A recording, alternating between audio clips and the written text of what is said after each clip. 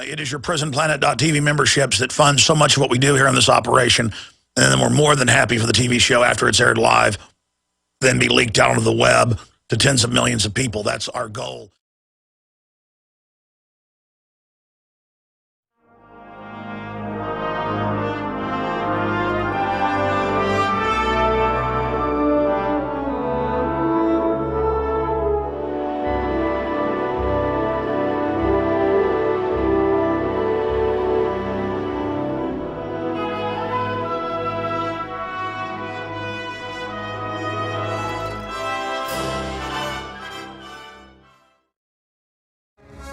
Welcome to the Alex Jones Show on this Monday, September 24th, 2012. This is Mike Adams, the Health Ranger, sitting in for Alex today. He will be back with you tomorrow, and in the meantime, we've got a whirlwind of breaking news from all fronts and some very interesting guests coming up on today's show. We'll be with you for the next 3 hours, and here's some of what's coming up, and then we're going to get right into the news. We've got guests joining us today, Stacy Malkan from Proposition 37 in California. That is the proposition that is attempting to require GMOs to be labeled on foods so that consumers can choose not to eat poison. Yes, wouldn't that be a nice choice to have? But of course, the food industry is lining up against that proposition, and we'll talk about whether that's likely to pass. And then we've got Anthony Gucciardi from Natural Society joining us today with some breaking news from scientists who support GMOs. Yes, they've sent us emails now that say they know GMOs are killing you. That's what they want. That's the goal. And this is openly admitted by a member of the scientific community. We'll have that email and those details breaking right here on the Alex Jones Show in the second hour today. Then in the third hour, Ted Anderson is going to be dropping by just for a bit. And then after that, we're going to get into how to protect yourself from radiation poisoning in case Fukushima gets worse or in case there's another nuclear disaster somewhere in the world, which could happen. Lots of causes behind it, so we'll get into that. Also, how to protect yourself from MSG. Yeah, monosodium glutamate, also sometimes in the form of free glutamate in your foods. It's an excitotoxin. You've heard guests like Dr. Russell Blaylock, a neurosurgeon, right here on the Alex Jones Show, talking about the toxicity of MSG, but no one's ever been able to really describe how to protect yourself from MSG. But some interesting new research has come out that I'm going to cover in the third hour that has a lot of promise for how to protect yourself from MSG with a supplement, and we'll talk about that. Plus, also today, we've got news about motorists being detained for paying cash at toll booths. Yeah, cash is now something that makes you a criminal. We've got children, a young girl, I think 8 years old, with ovarian cancer. News about painkillers causing headaches. So it's a cycle of addiction. Once you take the painkiller, you get a headache, you need more painkillers. Gee, I wonder who designed that system. Big Pharma, maybe? We've got news about a new desktop fabrication machine, a desktop replicator that can actually produce physical objects just like printing out pages on a bubble jet printer. It's just been announced, and I'm going to talk to you, share with you some of the implications of that technology and what it means for our economy and our world. It's a bigger deal than you might suspect just from hearing the headline.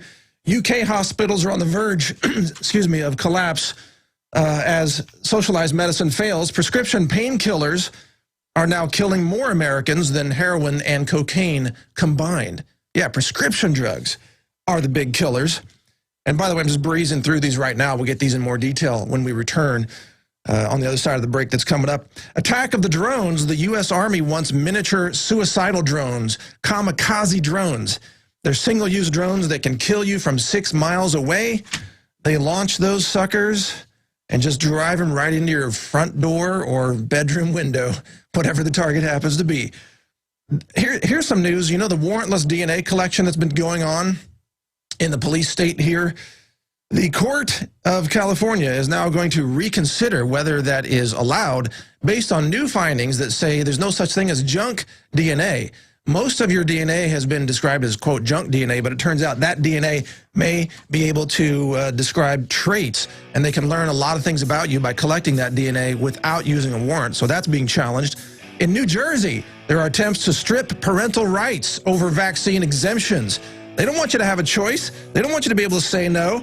And we got the morning after pills being given out to students without parents' consent. All of that news and a lot more, plus the guests, straight ahead right here on The Alex Jones Show. Stay with us. We'll be right back. All right, it is Monday, September 24th, 2012. Thank you for joining The Alex Jones Show. This is Mike Adams, the Health Ranger, filling in for Alex today.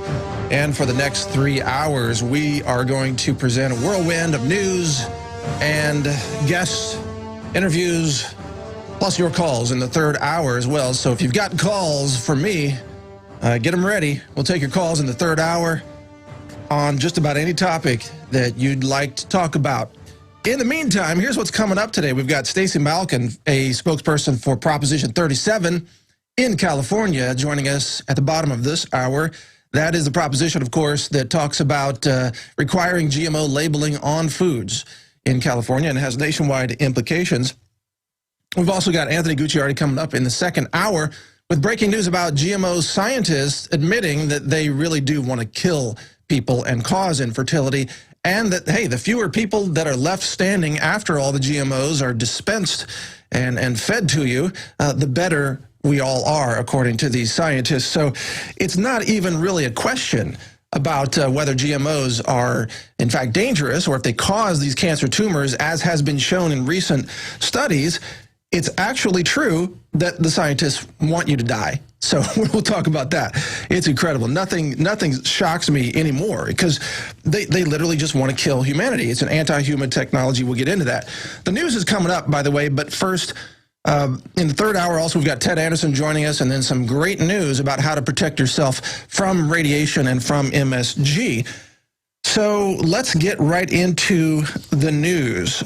Bill Clinton says no president could have magically fixed the economy in one term. I guess he's now an Obama apologist. Is that it? Well, of course you can't fix the economy in one term if you're a global bankster sellout. And anybody who expects Romney to fix the economy is, living in a dreamland as well.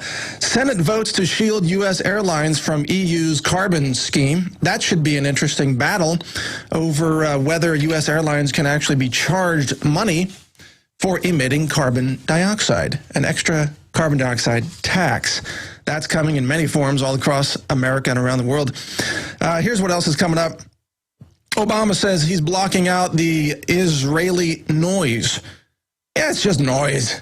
Don't worry about the possibility of nuclear war over there and Iran and Syria and everything that's going on. It's just noise. So go back to sleep, Americans, and vote for more hope and more change, because I guess we haven't had enough hope in the last 4 years. We need yet more hope. We do need some change, that is for sure, but okay, moving on. Court rules motorists can be detained for paying by cash at toll booths. This is a big deal. Paul Joseph Watson article up right now at Infowars.com. The 11th Circuit U.S. Court of Appeals has ruled that private contractors operating toll booths have the power to detain and store records on motorists, that is, detain motorists, in other words, arrest them, who pay by cash at toll booths. So cash is now the great evil. Do you see where this is going? If you use cash, it's evil. Now, this particular motorist he was trying to pay with, it looks like a $50 bill or maybe a $100 bill, something larger than a 20. And they said, well, we can't take that. Those large bills are evil. And so they detained him. They essentially arrested him. This is in addition to another case that happened recently when a Walmart cashier ripped up the $100 bill of a customer there, trying to prove that it was counterfeit, but it wasn't. It was a real $100 bill. And then the police were called, and Walmart was ordered to replace the $100 bill that they ripped up. You see where this is? So those of us who use cash, which includes myself, by the way, I use cash everywhere. I frequently use $100 bills, frequently use $50 bills, and I've never had a problem with it. But I don't shop at Walmart, and I don't go through these tollways, so maybe when I do that, I'm going to be arrested. But the point is, they want to make you think you're a criminal for using cash. Just carrying cash is now described as being a criminal. See, they want you to all use electronic money because it's trackable, because it's traceable. The evil of cash that's being propagandized out there is because cash is anonymous. Cash is untraceable. Cash is the currency of, well, freedom, in a sense. That and Bitcoin, of course. Moving on. Oh, yeah, here's another coverage of that at 10 News. Same story, motorist. It's getting coverage in the mainstream media. In fact, I'm told we have a short video clip on that. Let's roll that and see what the video shows us. This is from WTSP.com. Pay for tolls with a larger bill, like a 20 or 100, and you may have to fork over personal information. As 10 News investigative reporter Mike Deason has discovered, the Florida Department of Transportation has essentially been doing that and tried to cover it up when it was caught. The toll taker says this is what happens when you give large bills like that. It's what we have to do. Meet Joel Chandler, who just paid his $1 toll on the Polk Parkway with a $100 bill, and he's not being allowed to leave unless he provides personal information to the toll taker. So you all detain people until you get their personal information? Yes, sir. It's a policy the Florida Turnpike Authority instituted for people who paid with $20, $50, or $100 bills. You give me the information, you can go. I'm being detained. I'm being detained even though I'm providing you legal tender. So why? Why am I being detained? This is a serious criminal offense to illegally detain somebody without legal authority, which is exactly what they're doing. Chandler called and emailed the Florida Department of Transportation to complain about the policy. Their initial response was there is no policy to do this, which really made me concerned because it appeared that they were just individual rogue toll booth workers that were, detaining people.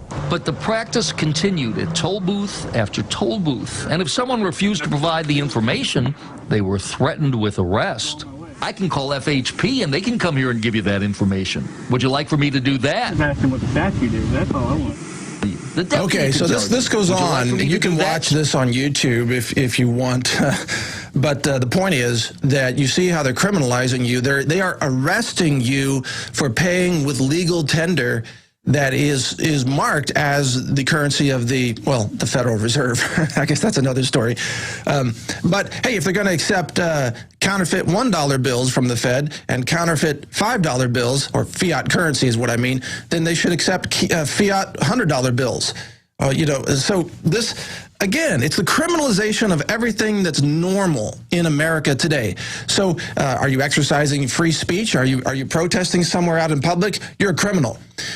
I was talking to Dan Badandi out here during the break, and he was talking about how they're trying to just film in a public place, and they're always threatened with by the cops and the security people. They're threatened to say, you can't film here. Why? Oh, because we say so. Because you're a criminal for filming here. Yeah, you're a member of the press, but you're a criminal. So if you use cash, if you drink raw milk, let's say, if you're a farmer, if you film in public, in filming something they don't want you to film, all of a sudden you're a criminal.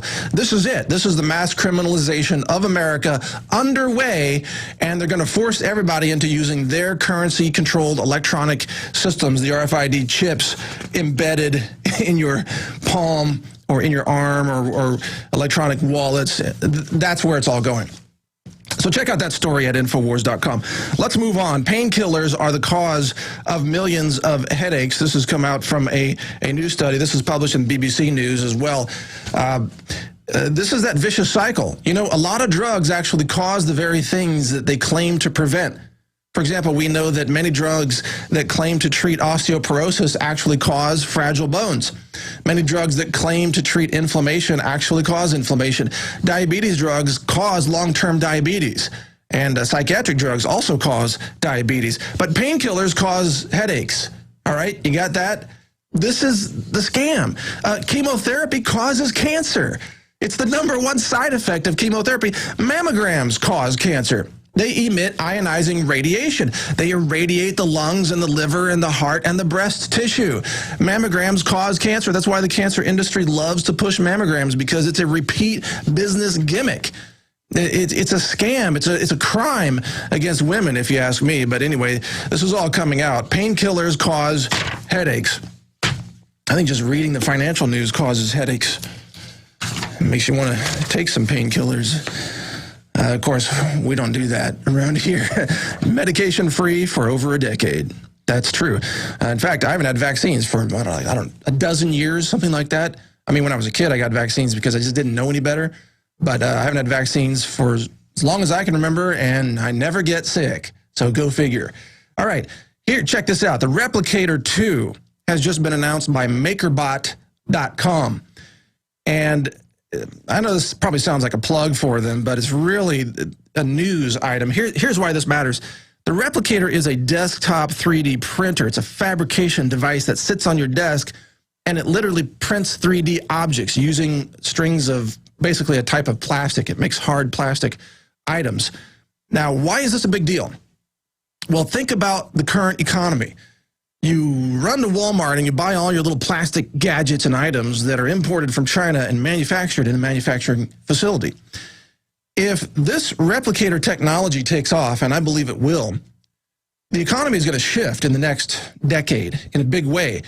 Instead of buying objects at stores like Walmart or even Home Depot, you're going to be printing the objects that you need. You're going to be buying just the raw material. And eventually, I think they'll have metallic printing devices. You can print metal objects, like you can print your own gears. You can print your own wrenches and tools and things like that. This will shift the entire global economy, and I want to be on the record right here making this prediction. Manufacturing is going to become decentralized and local, right to your desktop. This technology is here right now. It's going to get even more advanced in the years ahead. A lot more news and guests straight ahead. Stay with us here on The Alex Jones Show. We'll be right back after this break. And we are back here on The Alex Jones Show. Thank you for continuing with us. We've been talking about the criminalization of using cash at toll booths in Florida. Just showed a video in the last segment. And this is The Alex Jones Show. Mike Adams sitting in here. And as proof that this is The Alex Jones Show, we've got Alex joining us by phone with some comments on this criminalization of cash at tollways. Alex, can you hear me okay? Yes, Mike. I'm coming in today just to do a special report on this for the nightly news. It's such a gigantic issue that I was at a coffee shop, a chain coffee shop I probably shouldn't have been in, just a few weeks ago, and bought like $25 worth of stuff. And they tried to not take my $50 and called the manager and acted like I was a criminal. Of course, Walmart's rip up your money now. If you try to use cash, they're arresting people that use $2 bills. They're arresting people that even show people silver coins. They are now arresting people nationwide that write political slogans with chalk on the sidewalk. They're now arresting people nationwide that film police in public.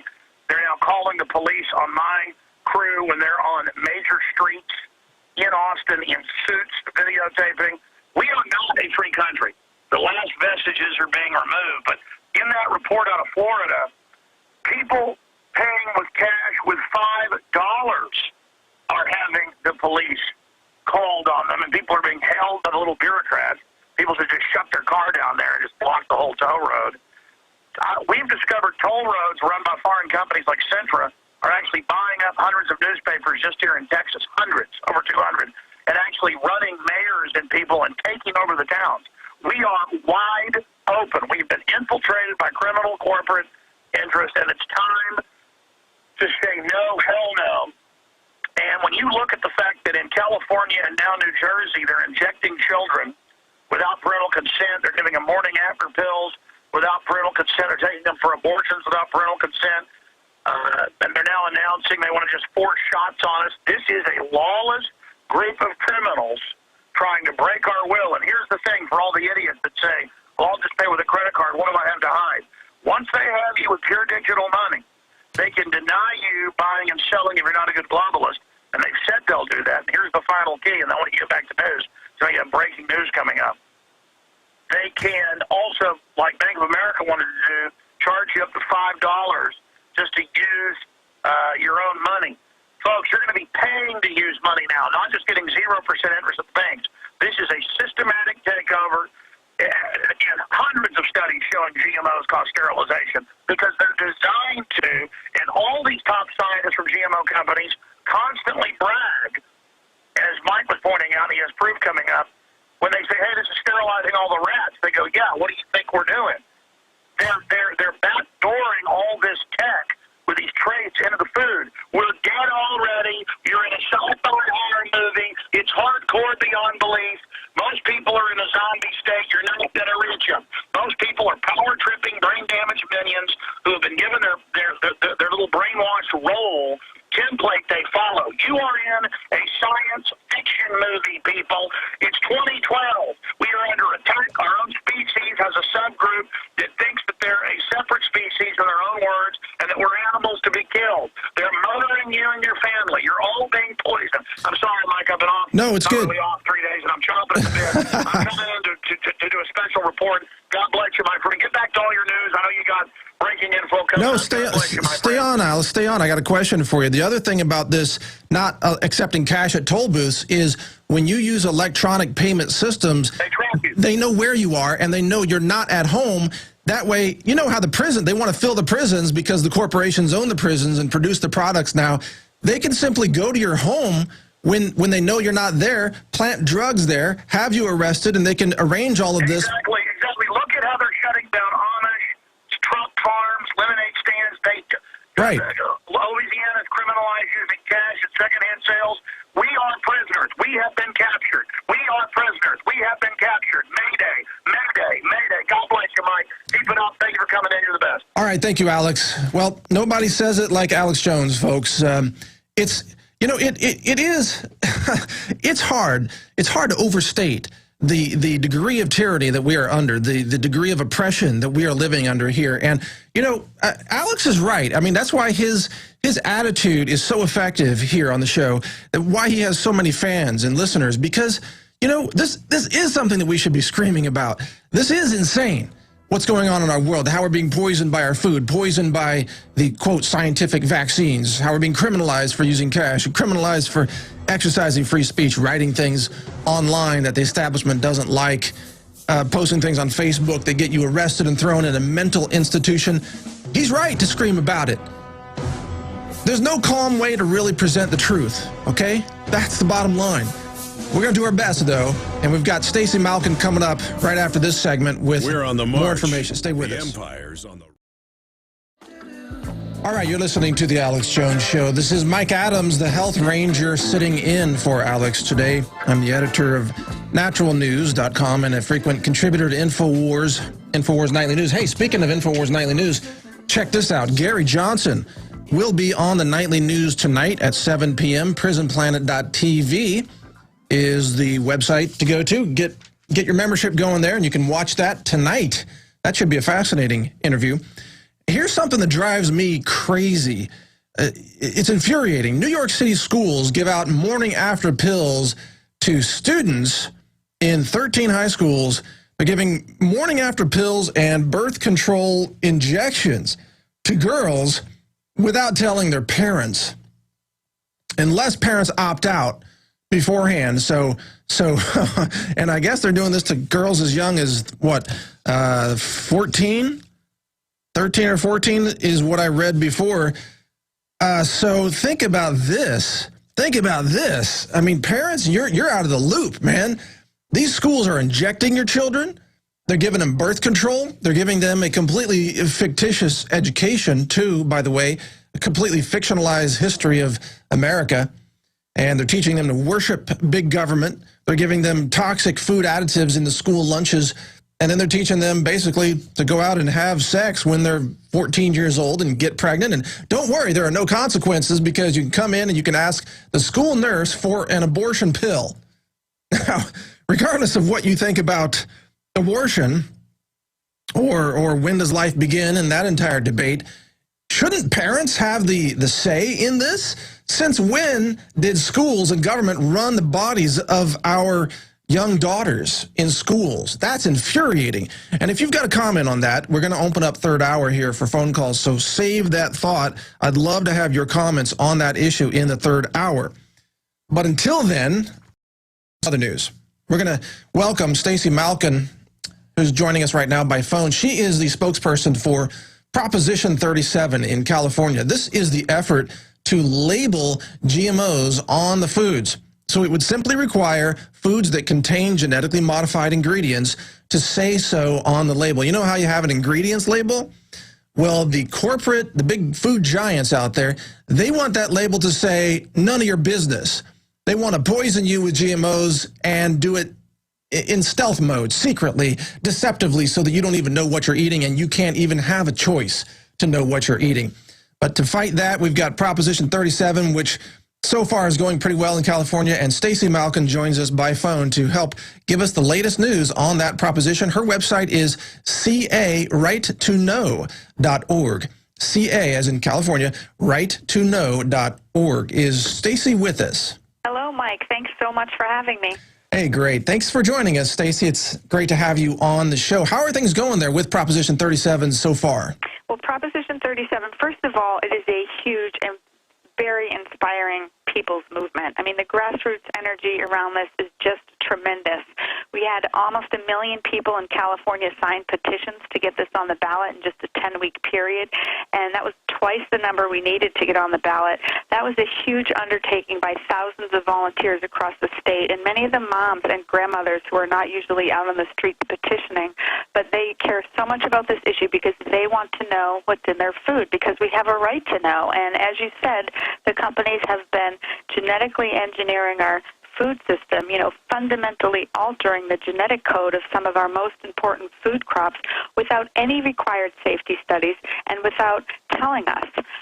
So this is a huge importance. A lot of the food on supermarket shelves, baby formula, kids' corn chips, cereal, all sorts of foods are genetically engineered, and that's been hidden. Well, yeah, just about I'm sorry to interrupt, but just about everything with corn in it is genetically engineered. And I'm sure you saw the study last week from French researchers that they fed these rats a lifetime of genetically modified corn, and those rats grew these grotesque, just horrifying, massive tumors so large that they had to literally drag the tumors with them as they tried to crawl across the floor. I mean, it was sickening. What are your thoughts on that research? God, well, that is a hugely important study because, stunningly, it's the first long-term animal study on GMOs that have been in the American diet for 15 years.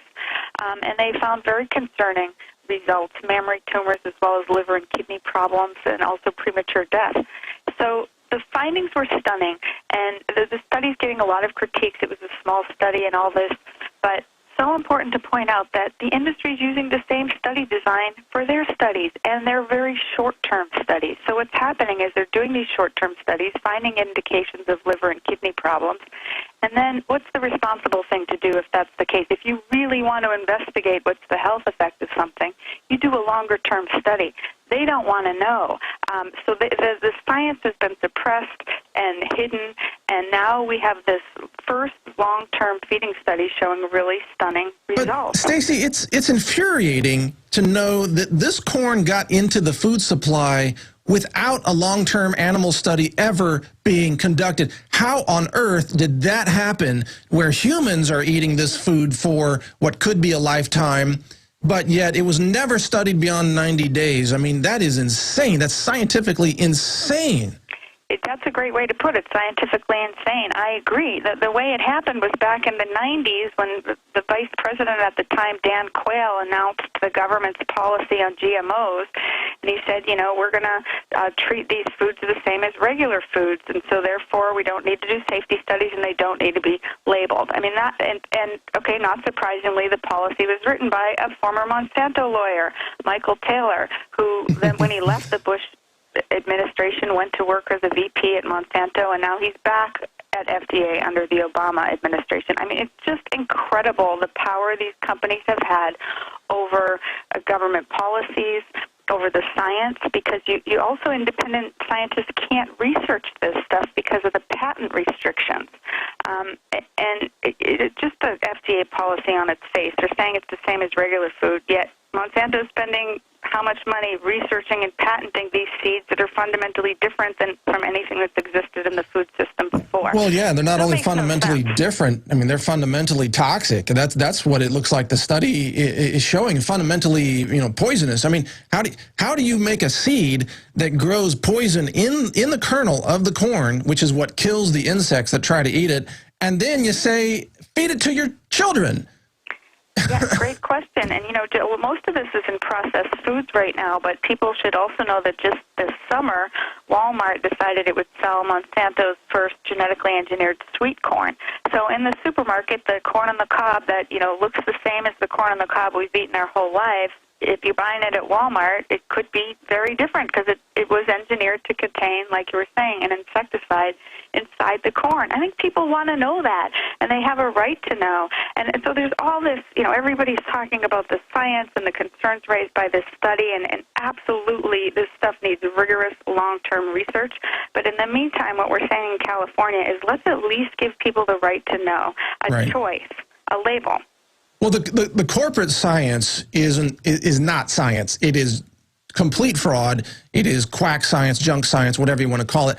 I have never seen such despicable, unethical behavior among scientists as I've seen those attempting to defend these toxic GMOs.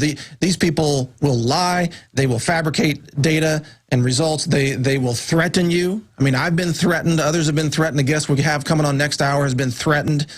These people will do anything, and you should stay tuned, Stacy, for the next hour, because we've got an email from one of these scientists who says, yeah, we know it kills you. That's what we're trying to accomplish. That's what they're saying. It's just crazy stuff. I mean, well, what I've seen over the last week, the industry's trotting out all these scientists who are questioning the methods and the size of the study without mentioning that it's the same methods and size as all the industry studies that supposedly show safety, which, again, are just 90-day studies, and the tumors in this new French study didn't even show up until 4 months. So if you were going to design a study that wouldn't find health effects, keep it short-term, decide which of those studies are going to get published and which aren't. It's just truly incredible how much power these companies have. But now what we see in California is they're now going to pour $32 million into a lie campaign to try to confuse voters about Prop 37, which is a simple, basic labeling law that's already required in 50 other countries. Of course, it's going to be a lying campaign. Let's talk about that. What are the biggest lies that we should be prepared to hear from the propaganda campaign funded by all of these big food companies, all the big names that you know? They're going to lie to the California voters in the next 4 weeks or so. What are the big lies that we're likely to hear, Stacy? So first of all, the two largest funders, Monsanto and the No on 37 campaign, the same companies that told us DDT and Agent Orange were safe and produced science to that effect. So now they've got this huge campaign of deception in California. Interestingly, none of their ads mention genetic engineering. That's the topic they don't want to discuss. Instead, they're trying to say, oh, the initiative is confusing and it will raise costs and people would get sued. And this is all not true. $32 million can buy a lot of confusion and misleading information, but it can't buy facts. And the facts are that this is a very simple, straightforward, business-friendly proposition. It won't raise costs. There's absolutely no evidence to that effect. Costs didn't go up in Europe when they implemented labeling.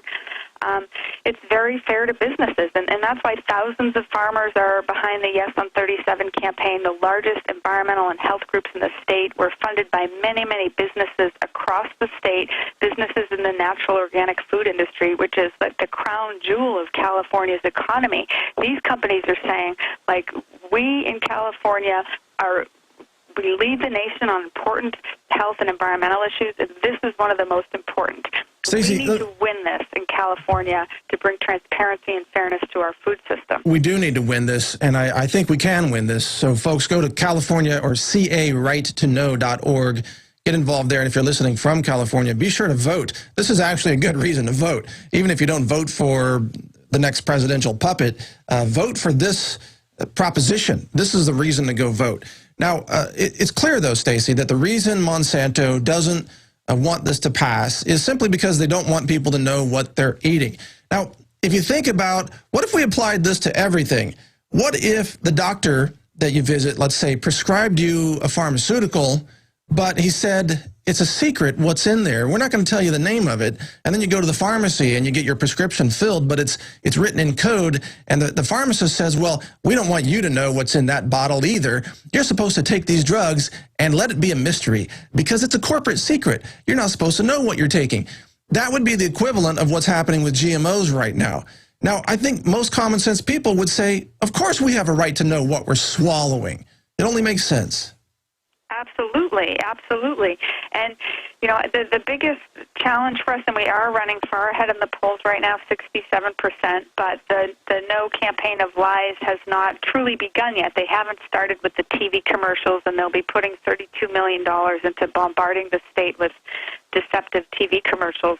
So for folks who want to help us win this fight, and I truly think this is the food fight of our lives, we may never get another chance to have such an impact on the food system just to bring transparency.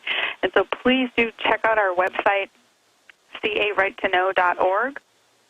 Now here's another thing. This issue is a people issue, people versus the corporations.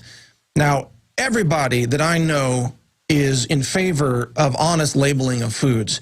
What's beautiful about Proposition 37 is that you've got the progressives behind it, you've got the conservatives behind it, you've got the libertarians behind it, you've got scientists supporting it, you've got moms and dads and everybody with children supporting it because they want to know what they're feeding their children, of course.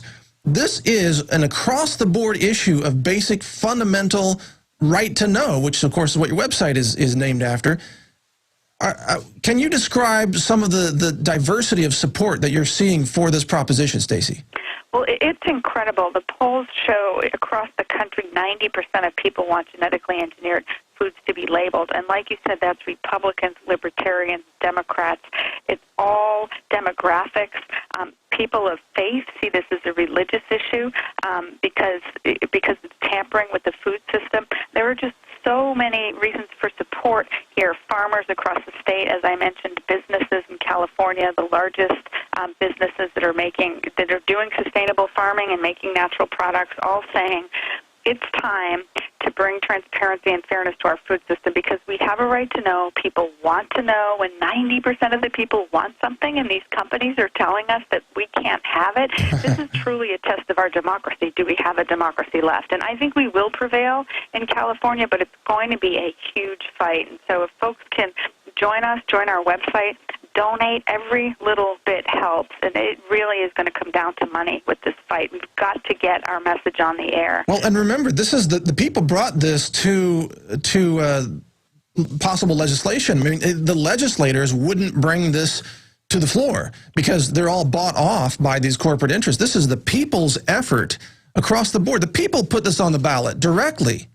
Absolutely, and yeah, it's incredible. More than 1 million people have asked FDA to label GMOs. They won't do it. 19 states, including California, have tried to pass laws. They can't get it done because of threats of lawsuits and intimidation tactics by the Monsanto lobby. Wow, Monsanto has got to be stopped. Let me just say that on the record. That is one of the most evil corporations, in my view, that has ever existed on this planet. They threaten the entire future of life on our planet, not just agriculture, but human life as well. Stacy, if this proposition passes, what's going to happen?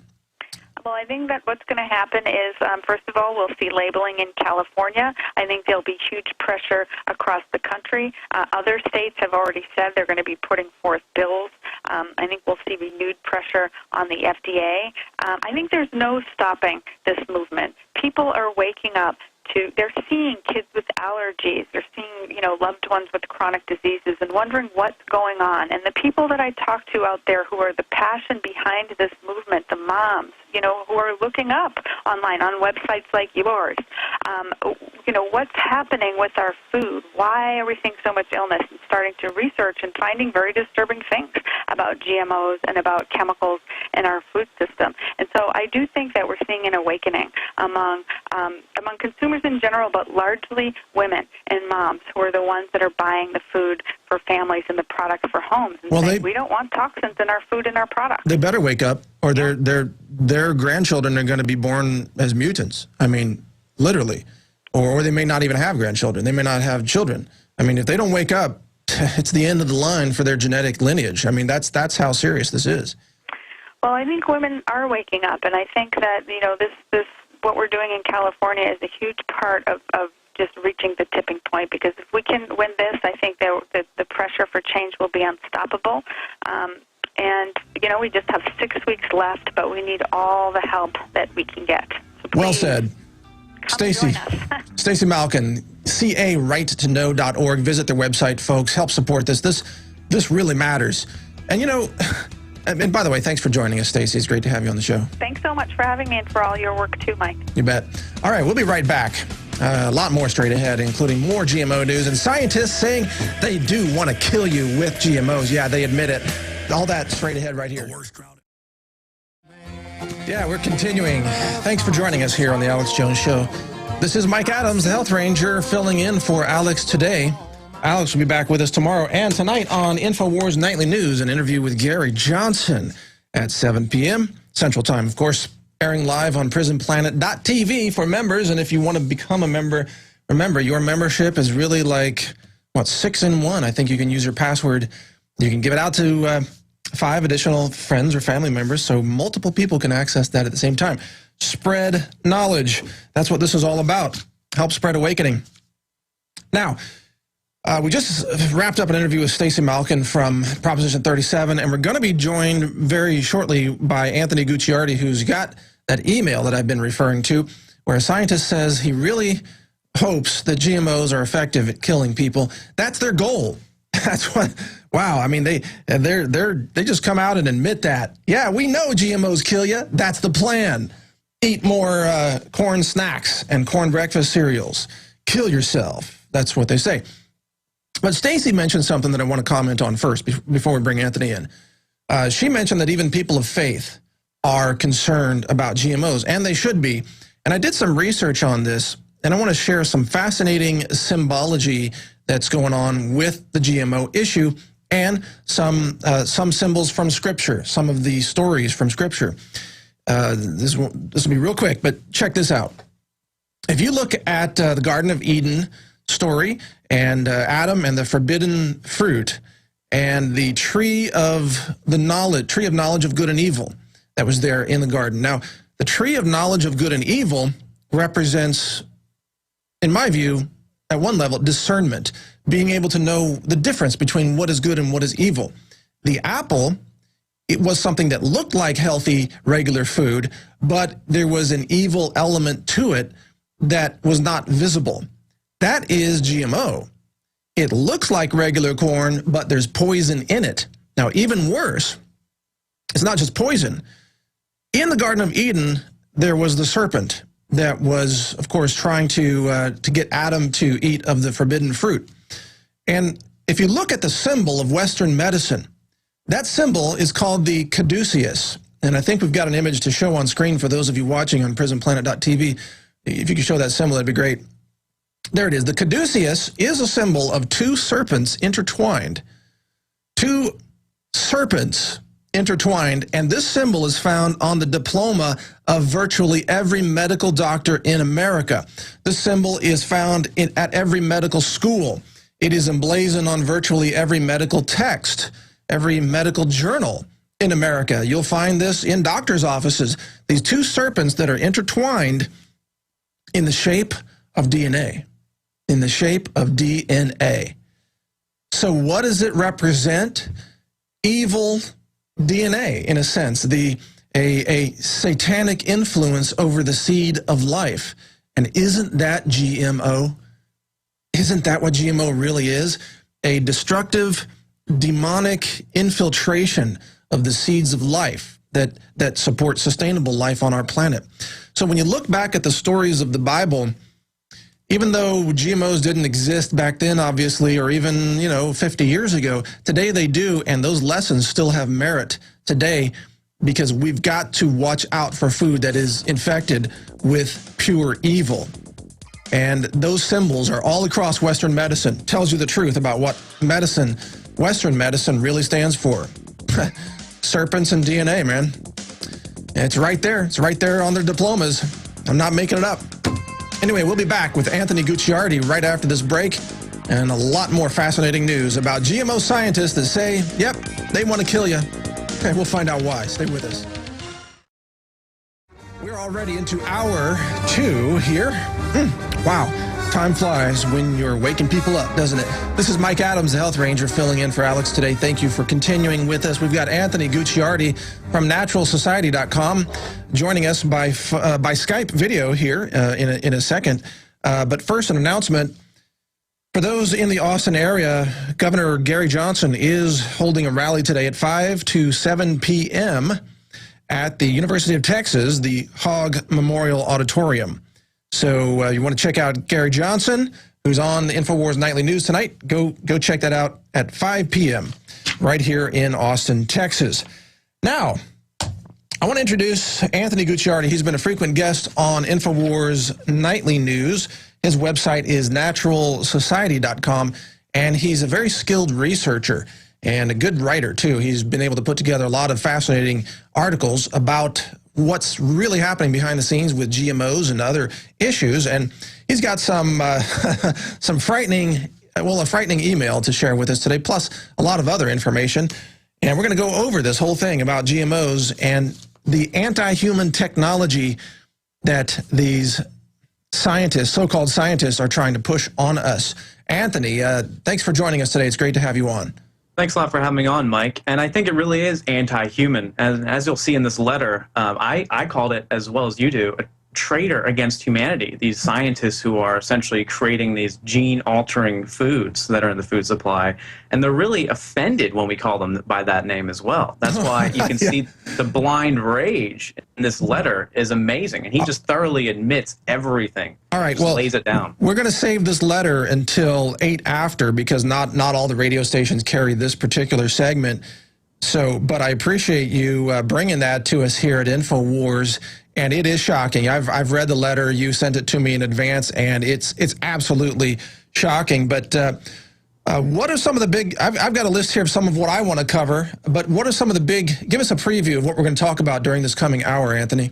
Well, I think it's important that we revisit 2 key GMO studies, and that's the wheat study and then the Roundup study that was done in France and that France is now looking into and potentially calling for a worldwide ban on GMOs. And with any luck, they will do that. It seems that they really have a backbone as opposed to the United States, which is essentially co-opted by Monsanto goons in pretty much every cabinet there is. And then we could also talk about some of these ridiculous rebuttals to the study, like this one guy saying that, oh, if GMOs were so bad, then we'd see an increase in disease. But we don't see that. Meanwhile, but we do. Yeah. Are you kidding me? People are dropping like flies. I have articles as far back as the 90s saying that a mysterious cause is going around killing people with cancer and brain tumors. They don't know what it is. And then an article just today that's saying basically for the first time, which I don't even believe that's necessarily true if you consider the fact that people aren't really living, they're really on life support for years these days. But for the first time, children are now going to live shorter than their parents. So if we have to wonder why that's happening, we can look to GMOs and every other contaminant in the food supply. Oh, yeah, I've got a story here about, I think, what was it, an 8-year-old with ovarian cancer? I mean, we're talking about children being hit with diseases that normally would have only affected adults, and even 100 years ago, some of those diseases would have been completely unheard of, and now they're commonplace. And I don't think it's any coincidence that that French study specifically states that it kills women more quickly than men and causes massive mammary tumors and everything like that. So it's interesting how it targets a woman's reproductive system as well and kills them off with tumors and everything like that. So it's amazing when you look at it how it all ties in together. Well, that's how you kill a species. You go after the women. I mean, you kill the women first, and then, you know, the birth rate drops, and that's the goal of these scientists. They openly admit it, and we'll have proof of that in an email that was sent to Anthony when we come back. So stay with us. All that and much more straight ahead. Yeah, we're continuing in the second hour. Thank you for joining us. This is Mike Adams, the Health Ranger, filling in for Alex Jones today. Yes, this is the Alex Jones Show, and it is Monday, September 24th. 2012, the world is going crazy by the day, and we're here to document it and help make sense of it and possibly even find some solutions, or at least show you how you can avoid being destroyed by it. That's the ultimate goal here, is so that you survive, you stay informed, you have solutions, and hey, you spread the word. You know, you help wake up some other people who might want to still exist when the GMOs have killed off everybody else. So GMOs are the subject for this hour, and then in the next hour, by the way, we're going to have Ted Anderson joining us, and then a Q&A session taking your calls.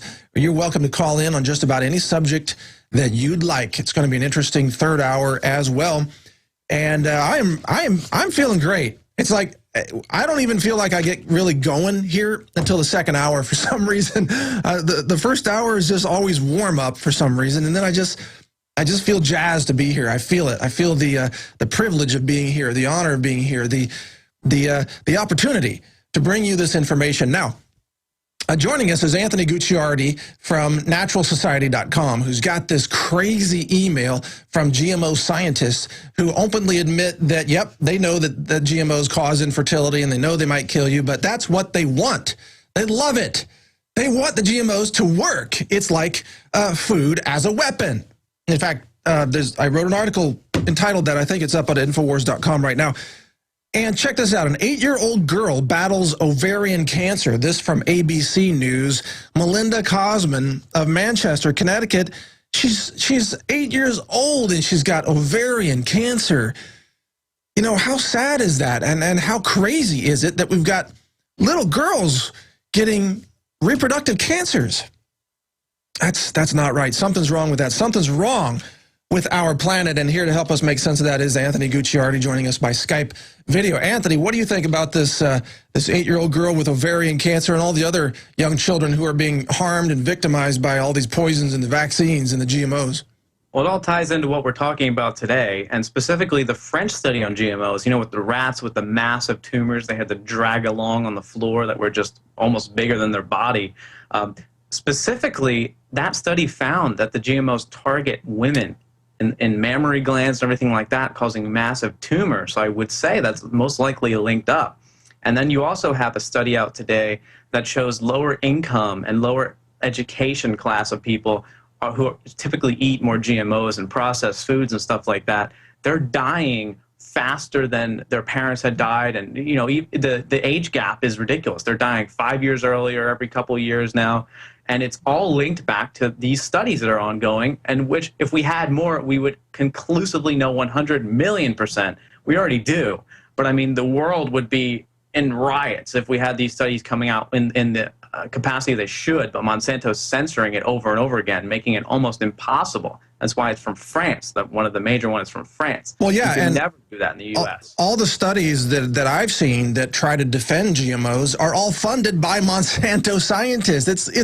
It just looks like straight payola. Here, we'll pay you some money, you find that these foods are safe, and then we'll give you more work. And scientists line up to do that. And they are betraying humanity as a result. And you, in particular, Anthony, have called them that, traitors to humanity. Yes, I have. And we declared Monsanto the worst company pretty much every year. I've had my website done massive press releases about it. I've been threatened with my life. I've had people send me pictures of my car and my house and tell me they're going to kill me. But outside of that, you look at the French media versus the United States media, and you look at the difference. Reuters, just like 10 minutes after it came out, said, oh, skeptics draw concerns over GMO study. And here's the quote this guy says, this funny guy. If the effects are as big as purported, and if the work really is relevant to humans, like rats aren't, you know, really relevant to humans, why aren't the North Americans dropping like flies?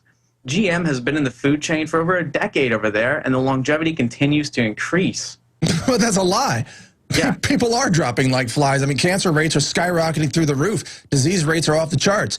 I mean, probably everybody listening knows someone with cancer, or they themselves have cancer. I mean, it is through the roof. Below the age of 25 as well. Yeah, exactly. Yeah, I mean, like this 8-year-old girl with ovarian cancer. You didn't hear about that a generation ago. And you also don't hear about the fact that, okay, maybe they live a few years longer, but what kind of quality of life are they receiving? People can get chemo and essentially kill themselves through the chemotherapy, which will sometimes in turn kill the cancer.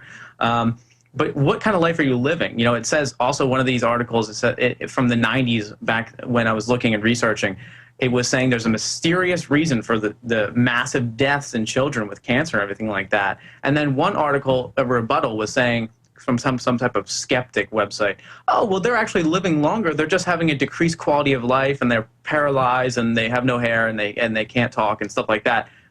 That doesn't really necessarily correlate with an enhanced health system or anything like that. They're just essentially dead but moving. Zombies, I think, is the correct term for that. It's unfortunate, though, too. It's sad, really. It's really upsetting, and that's why I feel passionate to be here as well and talk about this, because we can actually do something about it. The zombie apocalypse is on. It is upon us, Anthony. I hope you have your flamethrower ready. Because the CDC says it's coming. I was just going to mention that. Yeah, the CDC says the zombie apocalypse could be upon us. And the CDC provides the solution. I love how their little zombie comic book, nobody has a firearm. and the military is training for zombies too. Yeah, that's absolutely true. Now, getting back to these scientists and these GMO studies, these scientists, I've written that they are the most despicable humanoids to have ever walked the surface of this planet. And I've been threatened too, but the hilarious thing about this is that these scientists, they can't stand being criticized by people who actually quote other studies, by people who actually question. You know, we are the skeptics, Anthony, people like you and I. We are the real skeptics because we ask questions about science. We don't just totally fall for their junk corporate science and believe it. Corporate science, yeah. Yeah. That's exactly right. The best way to say it, like you just said, it's corporate science. Yeah, it's junk science, it's fraud science. But you managed to anger one of these scientists so much, to such an incredible degree, that he wrote you a raging email. Let's get into that right now. Tell us what's in the email. Absolutely. So I had written this article basically explaining that these GM scientists who are manipulating nature and humanity itself, altering our very genetic code and threatening future generations, are essentially traitors to humanity. And I think we said it best, anti-human. And some of the commenters got a little bit more detail than I did as well. And this guy got so upset that he went ahead and sent me an email, and I independently verified it to be who this guy says he is. And I've talked to you behind the scenes about that. Yeah. But here's this email, and I've taken out the expletive words, the curse words that's littered, all caps, a lot of these words. You may see it on the screen. Here it is. I am no traitor against humanity. If this expletive causes infertility, awesome, with 3 exclamation points. Awesome. It's awesome it causes infertility. The world is overpopulated and people need to stop having children. This is one of the Earth's largest problems. If the Earth wasn't overpopulated, things like growth hormones wouldn't exist. The reason they do is that the Earth cannot produce enough food on its own to feed us all. This is why GMO is actually saving the planet. And then you can see how angry he is when he says, so expletive you and your expletive. You can imagine what that means. I am doing humanity, this is all caps, a expletive favor. We're showing the email on screen for those of you watching on prisonplanet.tv. I am doing humanity a blank favor. That is favor. Yes, all caps as well. And you have confirmed that this is from the scientific, let's just say, I'm not going to give the name, but an entity very well known in the scientific community, and I've independently confirmed that as well. It's one of the top 3. We'll just say that. It's someone that was so upset that they didn't take the necessary steps to protect themselves that they may have known about. They were just so enraged. You can tell from this email, this guy's talking from pure hatred.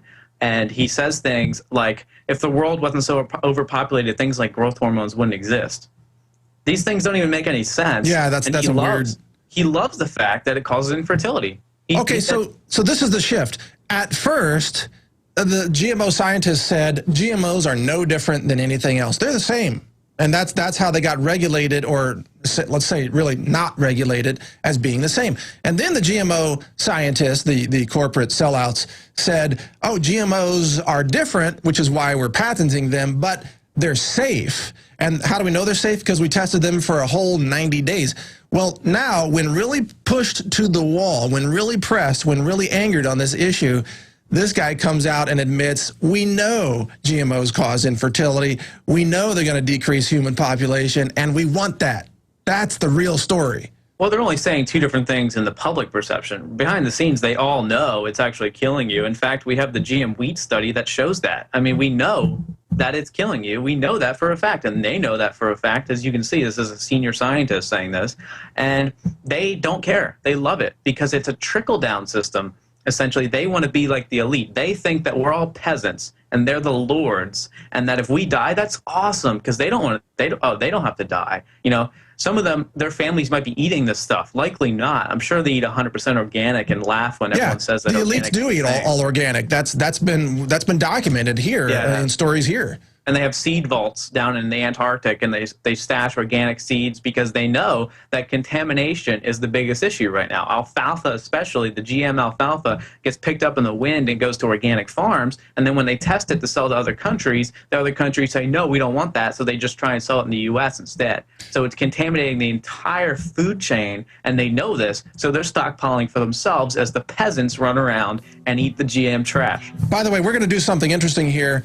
We want callers who love Monsanto to call in at 1-800-259-9231. 1-800-259-9231. If you love GMOs, you love Monsanto, and you love poisoning humanity and causing infertility, we want to hear from you right here on the Alex Jones Show. So call in. We'll take your call in one of the next upcoming segments. Stay with us.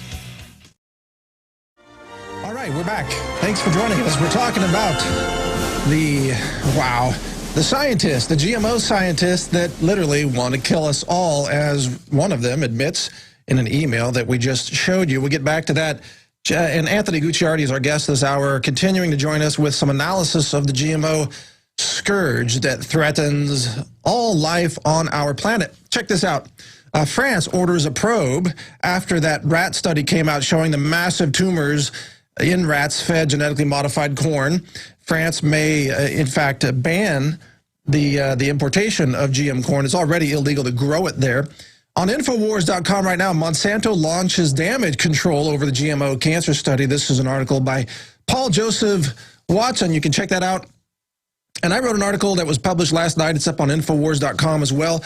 From Zyklon B to GM corn, how GMOs transformed food into a globalist weapon.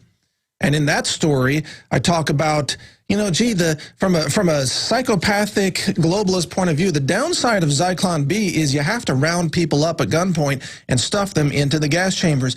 Wouldn't it be easier if you could just convince people to eat their own poison? And that's GMO. How wonderful. So, Anthony Gucciardi, what do you think about all this coming out now? It seems like we, those of us who protect life on our planet, we're winning. And the scientists are getting outraged that they're losing the debate. They're probably going to lose Proposition 37. They're going to lose because this is all being exposed. What do you think, Anthony? Well, I think you just hit the nail on the head when you mentioned the fact that it's really a soft kill. This is a new paradigm of warfare, essentially. Instead of going out and rounding up people like Hitler did and essentially killing them in whatever manner through guns or anything like that, we're actually willingly paying corporations to funnel us genetically modified garbage that we then eat and kills us, and not only us, but our future generations. And as you, of course, know, women only have a certain number of eggs, so essentially it's damaging every single potential offspring of theirs. And that's why it's key to look at this article out today also about how low-income families are dying off like crazy and have a super high incident of disease because they eat processed crap. And if you ever go to, use an unfortunate word, some type of ghetto or anything like that, all the stores, they don't even have anything organic. They can go to a farmer's market, and some do. But, I mean, when you're living on food stamps, a bag of Doritos for 10 cents, you can get 10 bags of Doritos and have that for dinner. And as gross as that sounds to many of us, that's what a lot of people do, and it's unfortunate. And that's why they're seeing their lifespan drop. That's why their genetics are being ruined. That's why they're not even able to have kids, because we know, actually, that Roundup causes infertility. That's years old. We've known about this for a long time. Well, yeah. But the FDA and USDA do nothing. France does, because there's some people that actually care about stuff over there in Germany and Poland. But over here, I mean, it's just zombie land. No one even cares. They just love the GMOs. And the no to Prop 37 getting funded by Monsanto and everything, it's so obvious. It's so blatant. Yeah, it really is blatant. It's in your face. And I like how you point out that this is really a dietary attack on poor people. I mean, this will harm poor people more disproportionately larger numbers of poor people than wealthy people who tend to eat GMOs. And of course, we know the global elite avoid GMOs completely. They eat all organic. They have raw milk served to them, even as the peons are arrested for selling raw milk or sometimes even transporting raw milk across state lines. So yeah, the elite know, don't touch this stuff. This is the poisonous food for the masses, and those masses are dropping like flies, literally. I mean, look at the cancer rates in this country. I mean, we're talking hundreds of thousands of people a year dead from cancer alone, and that doesn't even cover heart disease and all the other causes of death. Yeah, and how about some of those mysterious deaths, which a lot of it is now being found to be essentially toxic overload. But also, they want the peons to basically eat the food and die and not have children. And that's why they're now offering implantable chips to make you infertile as well. That's new news. And you were talking about the morning after pill. They give the Gardasil shot without parental consent. Right. They have it all down. It's a total chemical assault is what it is. Yes, it is. It's a genetic assault. Yeah. And that's the biggest thing. You were talking about the serpent earlier and everything like that. If you attack the genetic code of humans, you're essentially touching the core of humanity. It is anti-human in every sense because you're destroying, you're unlocking the door to Pandora's box. Yeah, no kidding. This is a new kind of warfare, folks. This is warfare on your seed. This is not guns and chemical weapons. This is destroying your humanity, destroying your egg and your sperm. This is destroying your whole lineage. Now, we're going to take some calls from guests straight ahead, so stay with us here. And if you'd like to call in, 800-259-9231. We're looking for people who love Monsanto. Please call in. All right, we are going to be taking calls from people who say that they love GMOs, they love Monsanto, they think GMOs are the greatest thing in the world. Now, something interesting happened during the break. As we went to break, I looked at the phone board, and it was stacked full of callers. And then during the break, the producer asked me, said, so you want people who are pro-Monsanto to call in? Is that right? And I said, yes, that's what we want, pro-Monsanto people. And then I come back in, and the phone board is empty, which I guess, and now it looks like maybe some lines are ringing, but we may have trouble finding people who are actually in support of Monsanto. If that's the case, then I guess, Anthony, we're not going to get threatened with being killed here on the air, which is I mean, that's what I expect to happen. People calling in and saying, we're going to kill you. We know where you live. That's what they do to us. These scientists are really, well, thugs, ultimately. Your comments. They happen. What do you think? Well, I think I've been threatened plenty. I kind of miss it sometimes. It reassures me that I'm doing the right thing. But I think, hey, any callers that want to call in and maybe tell us why they think people love Monsanto, why is this still going on, that might still work too. But I think I want to ask, I know some out there are listening, probably the scientist that emailed me too, since it sounds like he essentially follows everything I do. But I want to read them a quote about this GM wheat, and I really want to know how anyone could think that this is a good thing. Okay, wait a minute.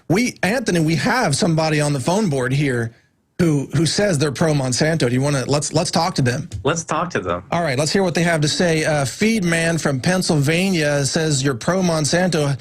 Hello, Feedman. Welcome to the show. Are you really pro Monsanto, or are you joking? Oh, well, I'm pro everything. Why not? Got to play with the winning team, right? As they always say. Symbolic. Right now, as I speak, I'm taking a whole load of GMO corn to some unsuspecting farmers. Come on. Okay. All right. A lot of humor and comedy. So I don't. Well, hey, I look at it this way. I'm not trying to interrupt. I mean, I understand. Must be only ghosts are from Monsanto. I can't hear the caller. But... No. Hold on, Anthony. He is talking. Go ahead, Feedman. Go ahead.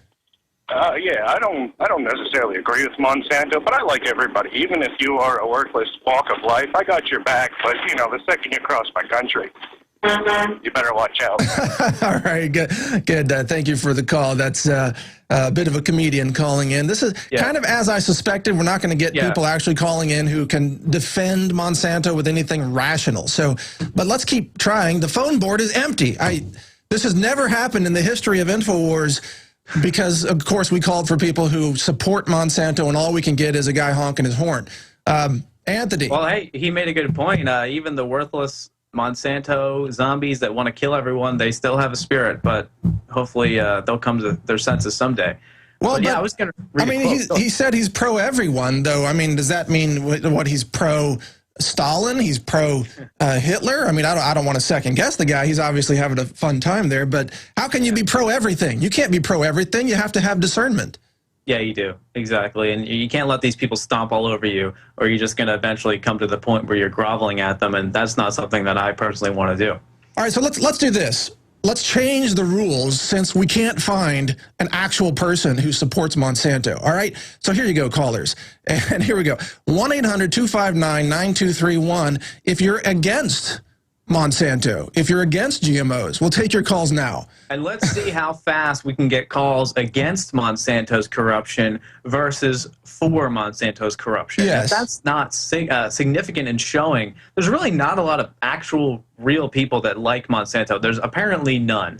And when we have these comments on our websites, 5 seconds after we post them, 6 paragraphs long saying that GMO seeds are great and we're stupid idiots that don't know how to read a study, well, it seems that they might have some type of financial interest in what they're doing.